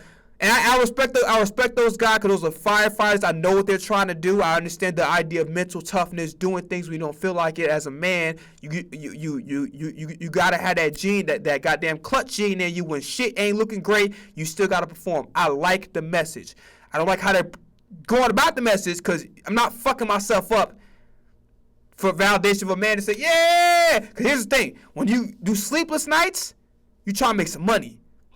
You trying to get an accomplishment, right? An award of some sort. There's a goal to reach out. Ain't no goal to me sit up there fucking myself up for no reason. But tabling that conversation about the Diamond Gym, right? And no respect to what they do, it's damn shame for me. I ain't doing it. It ain't enough incentive outside of me getting fucked up. No. Here's the thing. I know how hard you work, but that was a time you should have faced the fucking music. And that was a time for accountability. And you should have stood there. Let's just say, okay, game, whatever. The exit interviews, your ass should have been there, AJ. I'm just keeping it real with you. Let's quickly, briefly talk about the rest of this game, like real quickly. And then we'll talk about the 49ers, the Seahawks, and we're going to go down to the rest of the wild card shit. All right, so Saquon, I thought, played a pretty good game. Did have a drop. Maybe didn't. Again, I already talked about Saquon about how sometimes, but you know, like when I made the Michael Jordan argument about how Michael Jordan uses like 60% of his game. I explained it already in like a couple streams. I might post it later on, you know what I'm saying? But I already explained what Saquon's problem is. Saquon's still elite. Saquon's still that guy. Offensive line hasn't played great. Scheme is predictable as fuck. And then sometimes he overcomplicates shit. You don't have to pull out all the bag of tricks, you know what I'm saying? Great ones, pull out 40% and keep 60% for when it's necessary. But I'll never give my 100%. You got to earn that shit. But yeah, Saquon had a bad drop, but I like Saquon. I ain't going to get on him about that, you know what I'm saying? Tank Bigsby was outstanding as a backup, but, you know, they don't give a fuck that he's outstanding. He can start for 70-80% of the team. They're not going to fucking utilize him, which is crazy to me. Devontae had a really good game. Goddard had a really good game. That third down catch was outstanding. Darius Cooper. Missed PI on fucking Jahan Dotson. That was a fucking PI. I don't give a fuck what nobody said. Oh, why you doing it? That nigga gave that motherfucker a hug. That nigga gave that motherfucker a Ted hug. You're like, yeah, really needed this. That motherfucker got a heart-to-heart, nigga. Swear to God. So Cooper across some receptions. Defense. N'Kobe Dean played up and down. Jordan Davis should be fucking first team All-Pro. The fact that he's not, go to show these motherfuckers who's making these decisions do not watch or know football. Adoree Jackson slander would not be fucking tolerated. He wasn't perfect, but I'm gonna tell you something right now.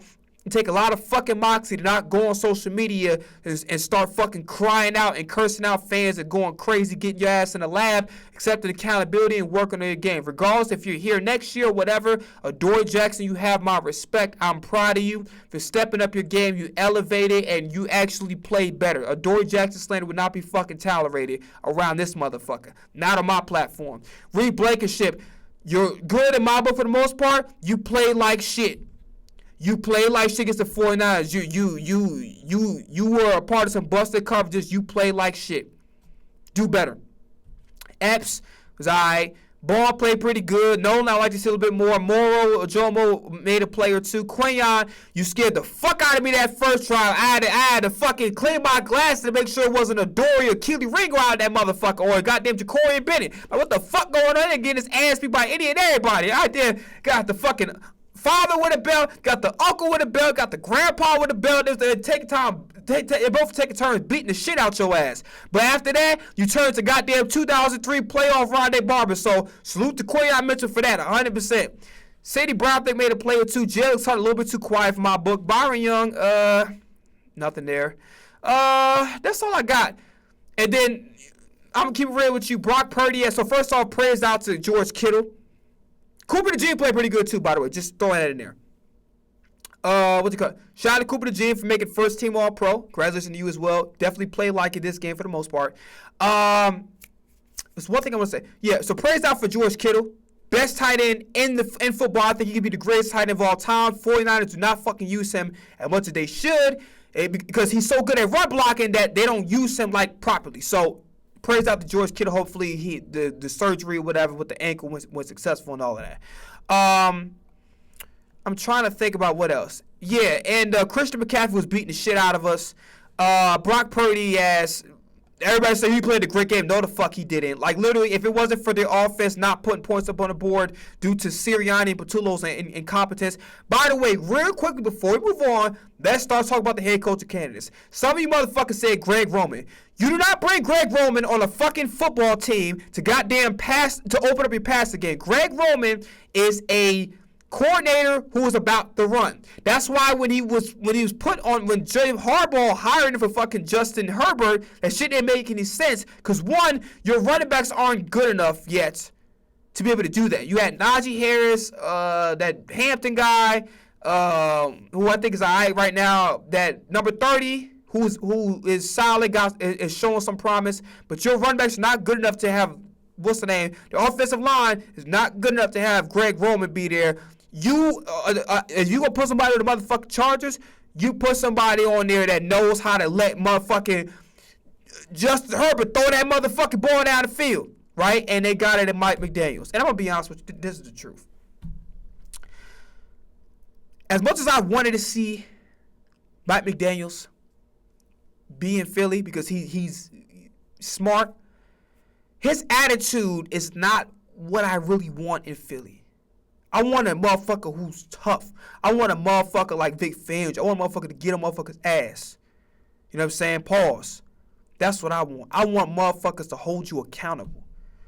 What Fangio doing with that motherfucking defense, that's what we need with this offense. We need a motherfucker who's going to hold you accountable. By the way, salute to Eric Bieniemy for getting back an OC job, and we better motherfucking not. We better motherfucking not hire motherfucking Jim Bob Cooter, who is the fucking Sirianni's fucking closest friend that lives in the fucking woods and eat goddamn dead hog and shit with the horn still on it. We better not hire motherfucker that Atlanta fucking offensive coordinator who sucks ass, who keep going in fucking pistol, and his reasoning for it was so Bijan can see, not understand, Penix can sling that motherfucking rock. That shit show he had for that offense, fuck to the no. Absolutely not for that Zach Roberts, whatever the fuck the nigga name is. Absolutely the fuck not for motherfucking Matt Nagy. He does not know how to run an offense. Don't get fooled, nigga. That's Andy Reid motherfucking offense. And he got Pat motherfucking my goat, nigga. Bad. So he makes shit look a little like whatever, but he's not no offensive guru. Just keep that nigga the fuck away from the Philadelphia Eagles. So glad Stefanski didn't work out. He took the motherfucking head coach's job for Atlanta. Best of luck. Best of luck to y'all. Y'all motherfuckers. Y'all want a little in. Y'all want a little in. You know what I'm saying? Y'all motherfuckers gonna need him. So, Brian Dable, I don't know why the fuck you yelling elite roster. Make you look good. You got all day for a fucking head coaching job, nigga. You got all day for a head coaching job, nigga. You look, where the hell you at, nigga? You ain't got no more hair? What you gonna run it? What you running for? Get you a goddamn toupee? Come on, dog. What we doing? That nigga probably Ryan and go call fucking Brian Urlacher to go see to goddamn regrow some more of his goddamn hair. Man, stop playing.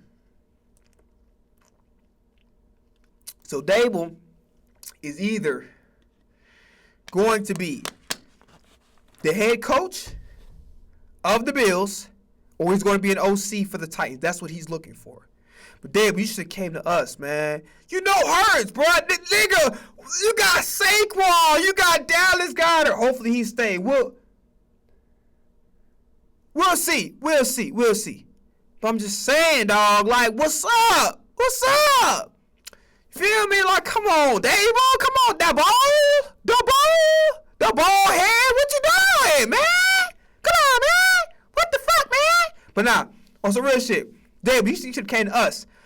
I don't know why the fuck the Eagles haven't picked up the phone and called Lincoln Riley, but I'm concerned. I don't know what's going on with Cliff Kingsbury. I hope he's still available. If so, we need to be aggressively pursuing him, because Washington fired him was one of the most fucking egregiously bad decisions I've ever seen in my entire fucking life, watching football and watching the NFL. We need to make him the next OC. It has to happen. No. But yeah, on some real shit, I want Cliff Kingsbury. Lincoln Riley should have got a call. I don't know what the fuck that Ole Miss guy, why he got a call. We seen that nigga in Miami. We seen it. Don't want him. Nope. No.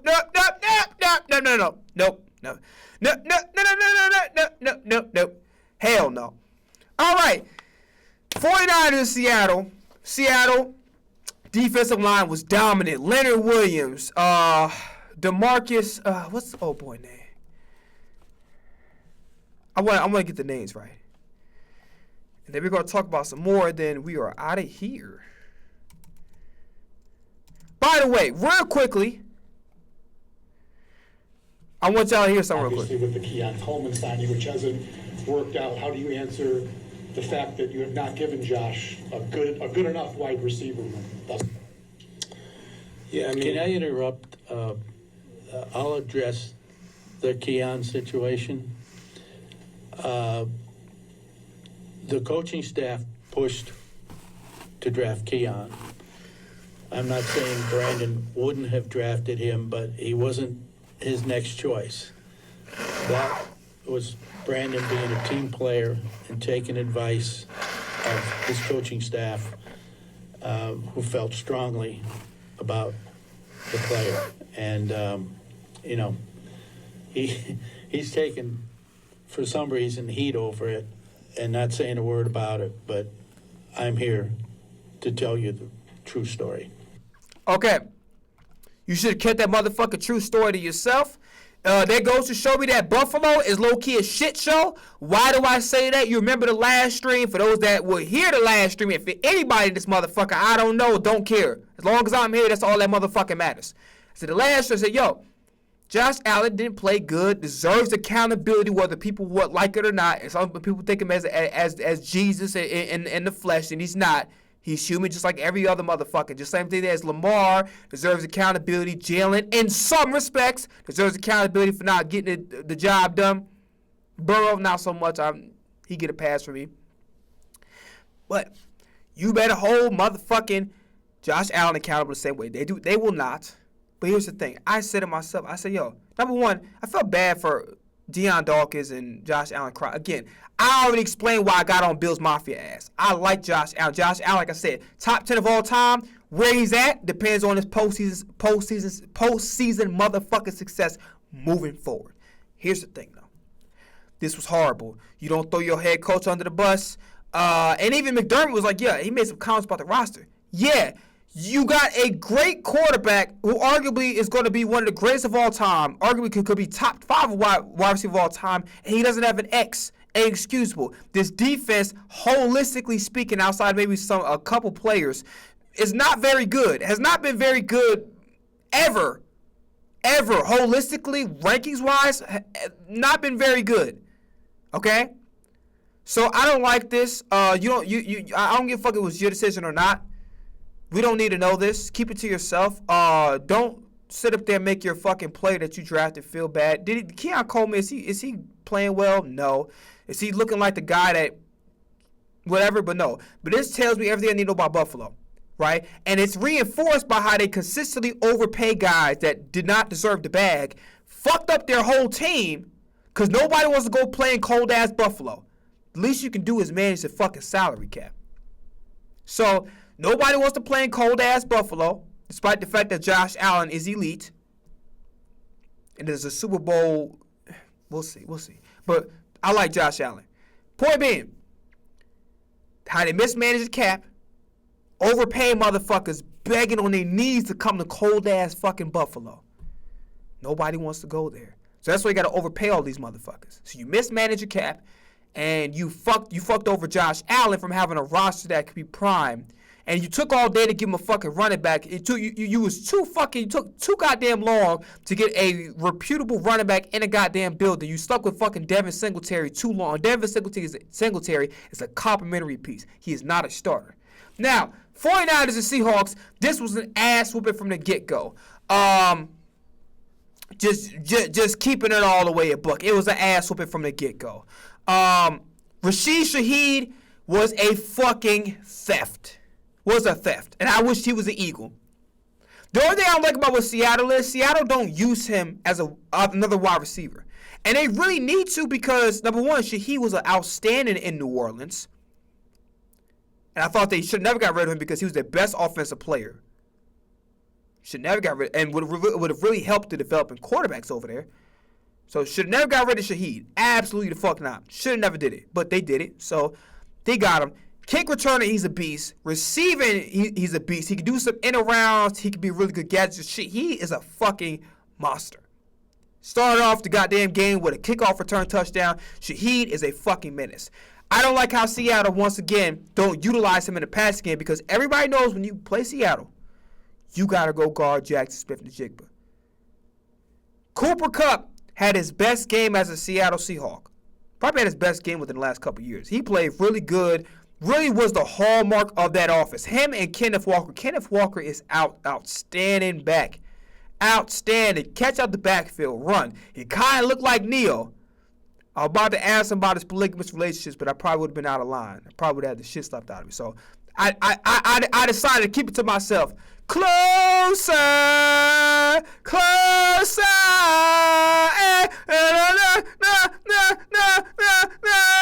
But yeah, also real shit. Okay, Christian McCaffrey got his ass shut the fuck down. That's your dumb ass get. No, I'm playing. But you fucked me over a lot of prize pictures. I ain't gonna front you. I ain't gonna front you, Christian McCaffrey. I ain't gonna front you, C-Back. All right. Number 88, what that boy Tong, whatever that nigga name is. He was all right. Made some plays, dropped some balls. Juwan Jennings had a drop. Kyle Juszczyk made a play or two. Ricky Pearsall, I thought was probably should have been more involved. Was not. But yeah, this was an ass whooping. Really, should he set the tone? Cooper Kupp was really good. I'm not gonna lie to you. Not finna lie to you. Jackson Smith-Njigba, there's a point in time where, you know what? Hey, you are going to have to. This is football. And this is sometimes they're going to test your motherfucking manhood. And sometimes you got to. Sometimes it's cool, play cool. All right, keep talking. All right, I ain't involved in this shit. But with a nigga head bunch of like that, Jackson Smith-Njigba, you gotta whoop ass. Ain't no motherfucking excuse for you sitting up there letting nigga head, but I'm sorry. And it's not to be disrespectful to you, but I'm saying it should have been a retaliation. Let me just say right now, every motherfucking team that plays Seattle going double and triple team the fuck out you. By the way, one thing I have to criticize Mike McDonald about, and what they do, Kubiak, whatever that nigga name is, you gotta still find a way to get Jackson Smith-Njigba the ball. That's like motherfucking saying Jerry Rice is double, triple team, I can get the ball. No! Randy Moss on the team, Jerry Rice on the team, motherfucking Jackson Smith-Njigba on the team. You find a way to scheme him the fuck open. Move him around, slot, drag routes. You can be creative, nigga. Be creative with this goddamn offense. You got the person there to do it. The offensive line is great. The running game is outstanding. You got the receivers. Cooper Kupp, about fucking time he showed up, because I was about to say that was probably one of the worst signings in NFL history. Then they got robbed for an injury-prone ass wide receiver who is a shell of himself. Again, a great wide receiver when he was healthy on the Rams, but most of the time he wasn't even really healthy enough to be able to reach his full potential.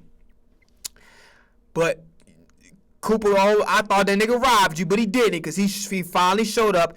You need to figure out a better way to keep Jackson Smith-Njigba involved in the pass game. You can't just ignore him because you know that team's on the game plan. He's your best receiver. Figure this shit out. When you got Randy Moss, you figure this shit out. When you got Jerry Rice and some other Michael Irvin, Chris Carter, you figure this shit out. You don't sit there and say, well, you got A.J. Brown, Devontae Smith, you figure this shit out. Okay? When you got George Kittle, Travis Kelce, you figure this shit out. You don't sit there and say, well, they're double the truth. I don't give a fuck. They can put all 11 motherfucking guys on them. You find a way to give them that motherfucking rock. All right, so that's probably one choo-choo critique. All right, I find it funny as hell how KJ Wright was a defensive assistant for the 49ers, considering the fact he was a Seattle Seahawk the whole year. I don't know why he took that job, but hey, he had to feed his family too. You know what I'm saying? But yeah, Ernest Jones was a fucking monster. DeMarcus Lawrence should have never got rid of him, but it is what it is. Cowboys, in the words of Jerry Jones, an accident waiting to motherfucking happen. I ain't gonna lie to you. Julian Love talked a lot of shit when he was a Giant, but he's actually a pretty damn good player, man. He's actually underrated in some respects. Okay, moving the fuck forward. Let's go over the Texans season. So let's go over the Texans and the Steelers game, and let's talk about the Texans and the Pittsburgh game. And then we're going to end it with talking about the Chargers, and we're done. So now, Texans and Pittsburgh game. C.J. Stroud didn't play good. Bad day at the office. A lot of strips, a lot of fumbles. The defense actually played pretty good for Pittsburgh, surprisingly. They played pretty good. Praise out for Nico Collins. He ended up having a concussion. That sucks. You know what I'm saying? But yeah, that's pretty much it with that. But the defense came to play for Pittsburgh. But I gotta say this. If you don't like it, don't give a fuck. Arthur Smith is the worst play caller in the NFL. By the way, Mike Tomlin retiring fucking threw me in for a loop. That was insane. I did not expect it to happen. Okay, so he stepped down. He's still a head coach candidate somewhere. He stepped down technically. So it's going to be very interesting to see what his next chapter going to be. I would have loved to see him do for Atlanta. Maybe he knew the writer was on the wall that was going to fire him anyway. I don't know. Because you saw what the fuck happened with goddamn Buffalo. Out of nowhere. Even though I feel like that firing should have been happened, I don't think, I genuinely don't think him getting fired now made a lot of sense. And like I said, you gonna fire Mike Tomlin, you better make sure the next motherfucker that play that for Buffalo gets you to a Super Bowl. Otherwise, pack the GM up out of there. Owner, you can't do shit about it. You know what I'm saying? But it goes to show, like I said before, that clip y'all just saw, y'all just heard, it's a motherfucking shit show over in Buffalo. Niggas just trying to downplay. But like I said, when you mismanage the cap and you fuck over your franchise quarterback the way you did, you take all day to give him a running back, you leave him without a genuine X, you're the problem. Now, and then your defense is not even good. You got to pick a struggle. You can't have an underperforming offense and a defense that ain't good. You pick a fucking struggle. Great offense, great defense. Pick one, motherfucker. Now, moving forward to the Texans and the Steelers game for the wild card. Monday Night Football. Aaron Rodgers, I owe an apology. Not perfect. Okay? Let's not get it fucking twisted. Definitely a shell of himself. But I have to admit, he can still spin a rock. I'm going to tell you what the problem with the motherfucking Pittsburgh Steelers is. First off, DK, overrated. Too much time fighting motherfuckers. Not enough time fighting to stay in the fucking NFL and fighting in the fucking lab. Fight your discipline. Discipline. Okay? Have discipline. Both mentally and physical discipline. Get your ass in the lab. Don't get in the fucking boxing gym, nigga. Get in the lab. Start catching the ball. Go with that fucking jugs machine. Start going, you know what I'm saying? Working your fucking game. Because right now, you just all potential. You're probably the most physically gifted wide receiver of all time, but you don't fucking play like it. You play like fucking Jalen Reagor, nigga. Straight up. You got Calvin Johnson, fucking measurables, probably more athletic than he is, but you fucking play like Jalen Reagor, nigga. That's the truth. Get your ass out the enough of that. Start. Get some of that in, motherfucker. I'm joking. About the motherfucker, I got carried away. But bottom line, get your ass in the motherfucking lab. Bottom line. Calvin Austin, he's looking like a bust. He's not very good. But here's the thing. Arthur Smith is the worst play caller in the NFL. Why do I say what I say? Number one, he's too easy to go away from the run. Jaylen Warren, I'm not saying he's number one back, because I think he's a complimentary piece more than anything. I don't think Jaylen Warren's the number one. But you're too quick to not give him enough of a chance. Give him a chance to establish the run. Don't just fucking veer away from it so fast. He veers away from the run way too fast. And also, he has third, fourth stringers. Thielen, fucking Calvin Austin, Marquez Valdez. These are third, fourth string wide receivers in other teams. Maybe fifth stringers, depending on what roster you put them on. Why the fuck are you running DK Metcalf routes with inside slot guys that are third, fourth, fifth wide receiver string wide receivers somewhere else? That shit makes no fucking sense. So while, yes, we can acknowledge that Aaron Rodgers is not playing his best, I still think a lot of what Aaron Rodgers is trying to do, he cannot, because the fucking play callers suck. And Arthur Smith is ass. The worst fucking play caller in the NFL. I don't know why the fuck this nigga still got a job. I don't know. He was a horrible head coach, and he's a terrible fucking OC. He does not know how to run the offense properly. Stop fucking trying to run Calvin Johnson-ass routes. Fucking Deshaun Jackson-ass routes. With Devontae Smith-ass fucking routes. Stop running Randy Moss-ass fucking routes. With goddamn fucking... And then the shit he was doing with Jonnu Smith. Why are you throwing screens to Jonnu Smith? You niggas was ready to make this motherfucker an offensive lineman. What does that tell you? And it's not to say he's ass, but it's very telling. So why the fuck are you running screens with him? What are you doing? That's the best fucking play call you got? Why is Freiermuth not involved? Freiermuth was one of your best players last year. Why the fuck is your tight end not involved? Especially dealing with a defense as aggressive and as good as the fucking Houston Texans. Why? What's going on, man? Arthur Smith is ass. DK, you're ass. As a player, you're ass. Arthur Smith, you're ass. You do not know how to fucking scheme guys correctly. You are too quick to go away from the fucking run play. Calvin Austin, you're alright. But Pittsburgh, as an offensive play, they fucking suck. Samalu, Pro Bowler, respect to what he did for Philly, what he's done outside of Philly, but you struggled against the goddamn Texans for sure, 100%. Now, so I feel like Aaron Rodgers could spin the ball. I know he's going to retire, but I feel like he. If I was Aaron Rodgers, I'd go to Minnesota. You know, motherfuckers is trying to wait for you to goddamn complete the fucking Brett Favre trajectory. Now, granted, you kind of fucked it up by going to Pittsburgh, but why not? Number one, you got weapons. Offensive line ain't necessarily great for Minnesota. We'll see what they do in the draft and free agency, but it's not great. Defense, not very good. They got some good pieces to build off of, but they're not very good holistically. And them losing Danielle Hunter really hurt them a lot. They're not going to have Harrison Smith either because he retired.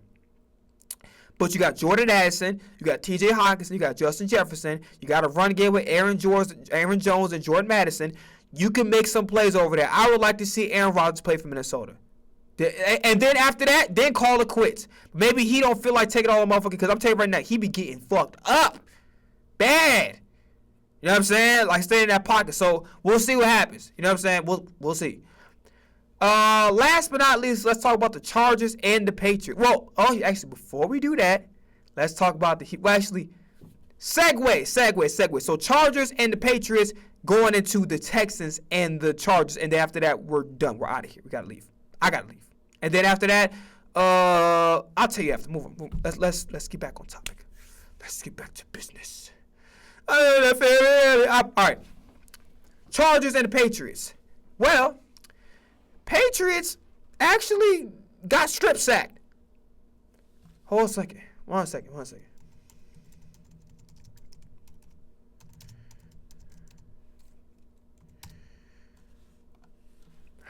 I gotta know the names. Gotta remember the names.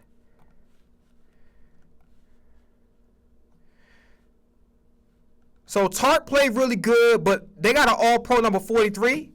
No, number 45. Tuli Tuipulatu. I fucked up his name. I'm sorry. He played really, really good.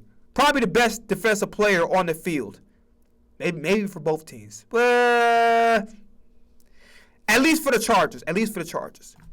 He played. Tart was doing real. Tart was really good, but really Tuipulatu. I fucked up your name. I'm sorry.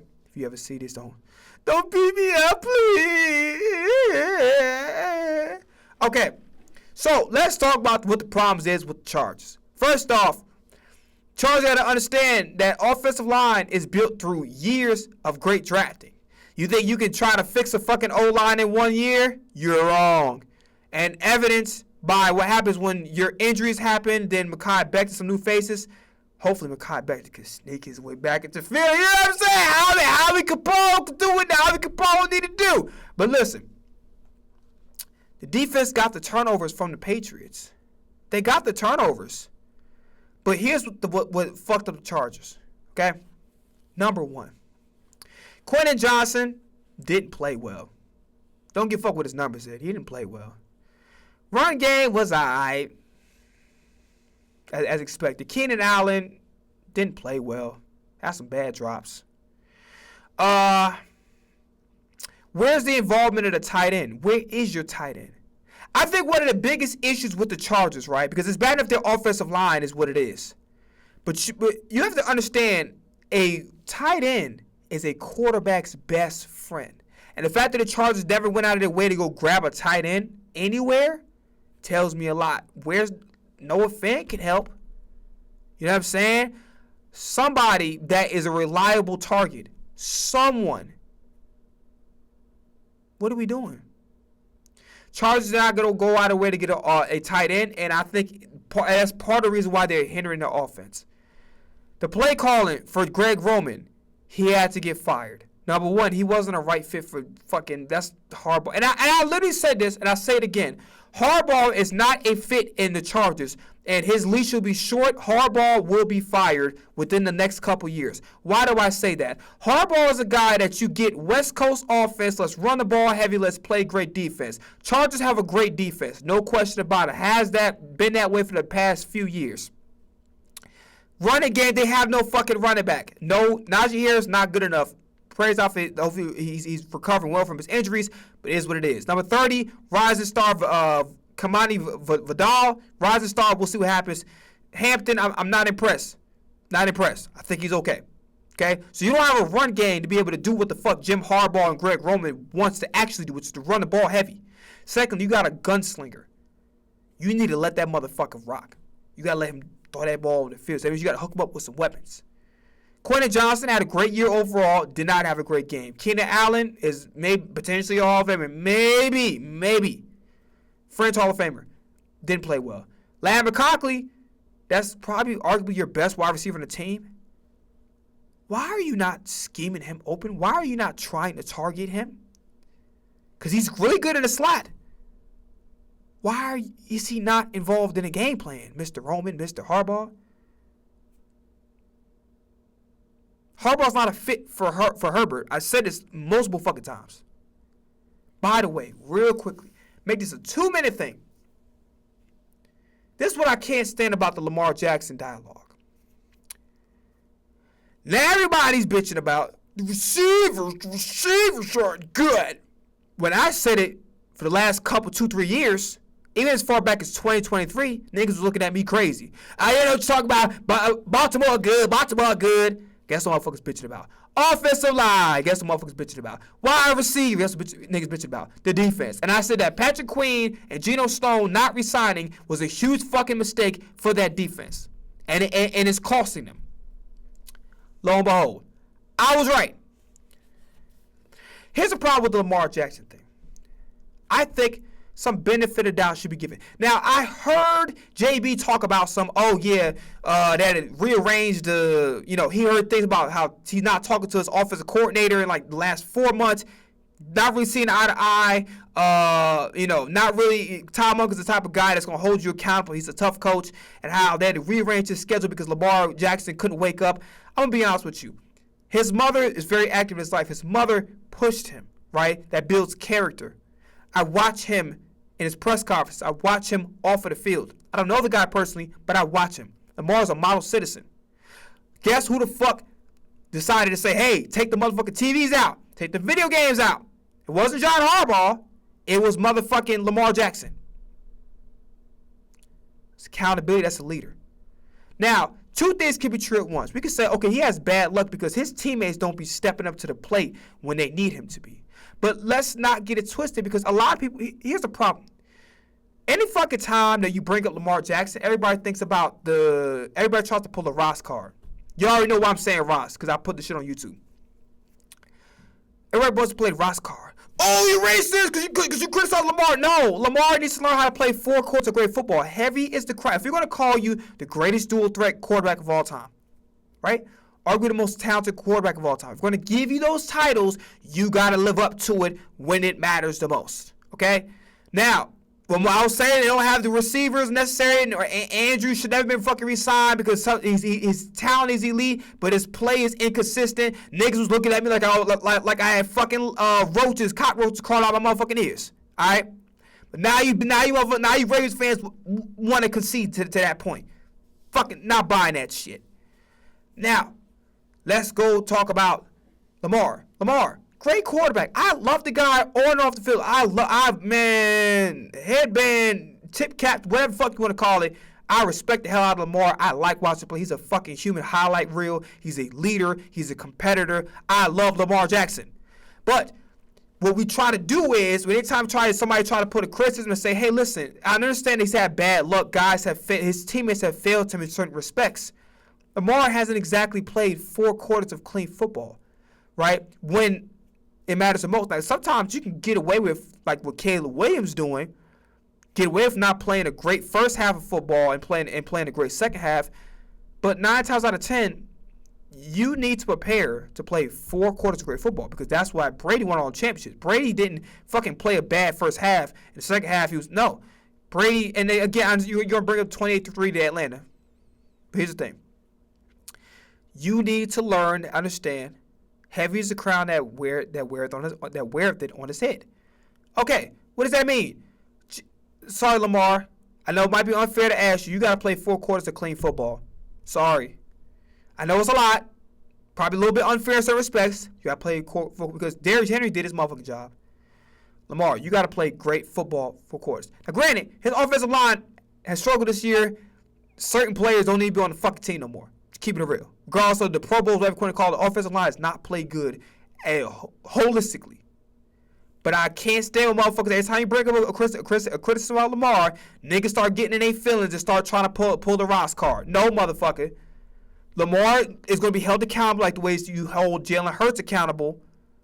Because what Hurts is doing, your favorite quarterback's not done. And it's got to a Super Bowl. Prove he can win in the biggest moments. Prove he can even get to the fucking biggest moment. Played efficient. 4 quarters of great football. Game manager. The word that's like taboo. Nobody wants to hear game manager. If you're not throwing the ball down the field, you're not doing shit. That's the noobs that don't fucking watch football. But niggas who know, motherfucker, you want to win the championship, your quarterback got to learn how to manage a game. Period. That's the difference between a great quarterback and everybody else. That's the difference between a motherfucker who get to the Super Bowl and win one versus a motherfucker who never even get nowhere near it. Sorry. So Chargers going back to the other point, Chargers got the turnovers that they needed to get. And then also Herbert, this is what he needs to do. I understand you got big playability. I know you want to make something happen. I know you're a little impatient. I know you're tired of getting fucked up by the offensive line. But here's the thing, okay? And I agree with Chris Collinsworth to say that he had time. You got to learn how to check the fucking ball down, okay? Because all that talent don't mean shit. You got to check that motherfucking ball down. You got to learn how to check that shit down. All right? Check the motherfucker down. Sorry. It is what it is. Check that motherfucker down. All right? You got to check it down.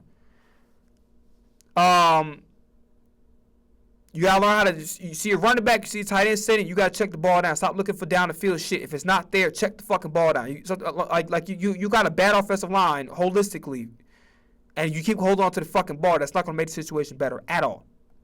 Now, let's go over to the Patriots. Patriots turned the ball over a few times. Guys made plays. Ramondre Stevenson kind of shocked the hell out of me. I did not know he was that good at the passing game. Ramondre Stevenson, let's put some respect on his name. I say, Henderson should start over. Let's get some respect on these boys there. Let's put some respect on their name. Hunter Henry, it is what it is. I'm saying, Stephon Diggs playing good. But listen, Ramondre Stevenson, I give you a lot of credit. You making me eat my words and lick my goddamn fingers too, pause. But you understand what I'm saying? Ramondre Stevenson, you playing a hell of a great job running the football and catch up the backfield, which I didn't even know you had I wasn't familiar with your game. I wasn't familiar with that part of your game. Hey, salute, brother. Salute. Marcus Jones having a really good one. Sam, Craig Wilson, Christian Ellis, them boys is playing in both this game and the Houston game. Milton Williams, same thing. Milton Williams going fucking crazy, man. So salute to Milton Williams, the former Eagle. You know what I'm saying? Who else? Carlton Davis having a pretty good one too. Has some penalties here and there between both of the games, but Carlton Davis is he's playing pretty good. Not gonna lie to you. Not finna lie to you. Okay, so that's pretty much it in a nutshell. Last thing we'll talk about is the Houston Texans and the Patriots, right? And just like the Chargers, the Texans had opportunities to capitalize. The weather was ugly. Snow, sleet, whatever the fuck you want to call it. It was an ugly game when it came to the weather, especially in the first half, right? Houston, Mark struggled in the first half, had a concussion scare, then got back on the field. Mark's had a pretty good second half. Actually, I'm lying because I ain't even watched the second half of the game. But here's the thing, okay? I think we need to hold our horses on trying to call or insinuate C.J. Stroud is a bust. There's two things that can be true at once. We could say, C.J. Stroud, you're not playing good enough, bruh. And Troy Aikman, he's right. Your first year, you up here.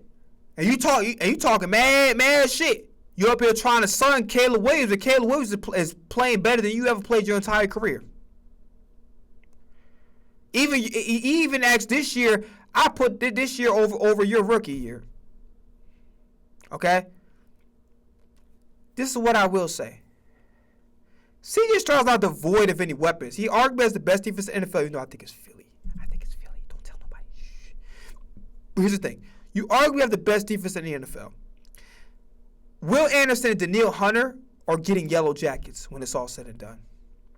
It might be some other guys like Petrie and Stingley might be getting some yellow jackets. Okay? Maybe some more players that I'm not coming on top of my head. C.J. Stroud needs to play better, needs to make better decisions with the football, needs to understand what his personnel is. His offensive line sucks. They don't have a run game because Joe Mixon got hurt out for the year. So they deal with Woody Marks, who has to kind of develop a little bit faster than what he's supposed to. Woody Marks has a lot of upside, but he's still a 5th-round pick. After Woody Marks, who else on your roster? An injury-riddled Nick Chubb, who you either don't trust or he's too fragile. One of the two, maybe both. I don't know. But after goddamn Woody Marks, where's your running backs to help C.J. Stroud? To kind of take the ball out of his hands, to give you a more balanced offense. You don't have that. Your offensive line sucks. It sucked even back in the goddamn Deshaun Watson days. Your offensive line sucks. Okay? And you gave up your best fucking offensive lineman for fucking a 3rd and 4th round pick. Okay, all right. What you fucking do? But you don't have a good offensive line, and you don't have a running game outside of Marks. And Marks, again, as much talent as he has, he's still a 5th-round pick. So how much stock are you going to try to put in a 5th-round pick to carry the team? So you have a quarterback who has no run game and no offensive line. C.J. Stroud, you got to know you have no run game and no offensive line. So that means, and here's the thing, I'll say something a little bit controversial, and then I have to head out of here. I'll say something a little controversial. I think David Mills, to an extent, he's not as talented as you are, obviously. I think David Mills runs the offense for Houston better than C.J. Stroud does. Because C.J. Stroud thinks that, okay, he got some receiving talent. Schultz played up and down, but he got receiving talent. But you know your offensive line sucks and you have no run game. So you need to learn how to get the ball out of your hands quick. You can't sit back like you got the Eagles offensive line, like you have Detroit offensive line, like you have, a little bit of what I've seen out of Chicago. You don't have that. Caleb can do what the fuck he do because that offensive line is stepped up and elevated. You don't have that. Bo Nix can sit up there have a little bit of time because you got good guys. You can't do that. You and Jaden Daniels gotta learn how to get the ball out your hands because you have no run. Him and Jaden Daniels are literally in the same damn predicament. The only difference is C.J. Stroud has a fucking elite defense that's a Super Bowl contending defense. That literally, if C.J. Stroud were to get his shit together and they had a run game, they had an offensive line, they'll be in the Super Bowl. But so I can say, okay, Stroud, your decision making is not good, and you talk too much shit and don't back it up. But at the same time, you're putting a lot of pressure on a quarterback who I believe is smart, is intelligent, does love the game, does love football, does have a lot of knowledge of football, watches film, does the right things. But you can't play like you have a running game, like you have a offensive line, and you don't. You got to learn how to get the fucking ball out your hands. See, Deshaun Watson, same thing with C.J. Stroud, had to learn that the hard way. But when Deshaun Watson figured it out, and niggas like talk shit about Deshaun Watson because of the massage thing, it is what it is. I ain't diving into that can of worms. But here's the thing. Deshaun Watson was a bad motherfucker. When he finally figured out shit, my offensive line ain't got nothing. My run game kind of air. Lamar Miller was solid, but not no Arian Foster. You feel me? But end of the day, you know this. So what does that mean? You need to learn how to get the ball out of your fucking hands And the offensive coordinator needs to help you do that. They need to put guys in position where guys are running underneath the slot. And you got to change your game plan a little bit because you didn't have Nico Collins because he was out with the concussion. So you got to change your game plan. And that's partly on the offensive coordinator as well. So everybody's saying C.J. Stroud's bust. I told you, you can't give a you can't give a quarterback no offensive line and no running game and think that I'm going to put all these expectations on him like he's a Mahomes and Burrow. No. Now, can we acknowledge and say that, okay, Stroud, you're not playing the way you're supposed to? Hell yes. Accountability. Right here, accountability. That's your ass, C.J. Stroud. In the same breath, though. In the same breath. You got to give him the benefit of the doubt a little bit. I give it year, maybe two. C.J. Stroud don't play the way he's supposed to, or doesn't even come close to the success. Matter of fact, fuck the rookie year. We got to move past the rookie year. The rookie year don't even matter anymore. Now, let's start getting our shit together. Let's pretend like our rookie year didn't even fucking happen. Let's stop talking about the rookie year. We're not talking about that shit. Don't give a fuck. No way, no how. Let us start moving forward, and let's start talking about how we can move forward with this thing. Start it from scratch. Act like you ain't had no motherfucking good year out your whole career. Get hungry, get in that goddamn lab in Texas. Get him a fucking running back. Get him an offensive line. I don't give a fuck if Joe Mixon come back. Get him a running back anyway. Draft Jeremiah Love. Trade up. Trade a motherfucker off for a defense. Trade fucking Peach. Give somebody up. Here's another thing that fucked the Texans over too. I'm going to say something, and I'm out of here. Nothing that fucked the Texans is they had a bunch of first-round picks. Rather than using one of those for an offensive lineman, they took a bunch of skill players, which was good because they got Will Anderson, and they got some quality guys. But it fucked them over because now you don't have any guys in the trenches, and the trenches is really where shit goes. You know what I'm saying? It really what helps the offense and the defense move. Defensive line, offensive line. You know what I'm saying? The trenches. The trenches is what helps explosive offenses, whether it's the run game or the passing game. It's what you do in the trenches, how you build your trenches.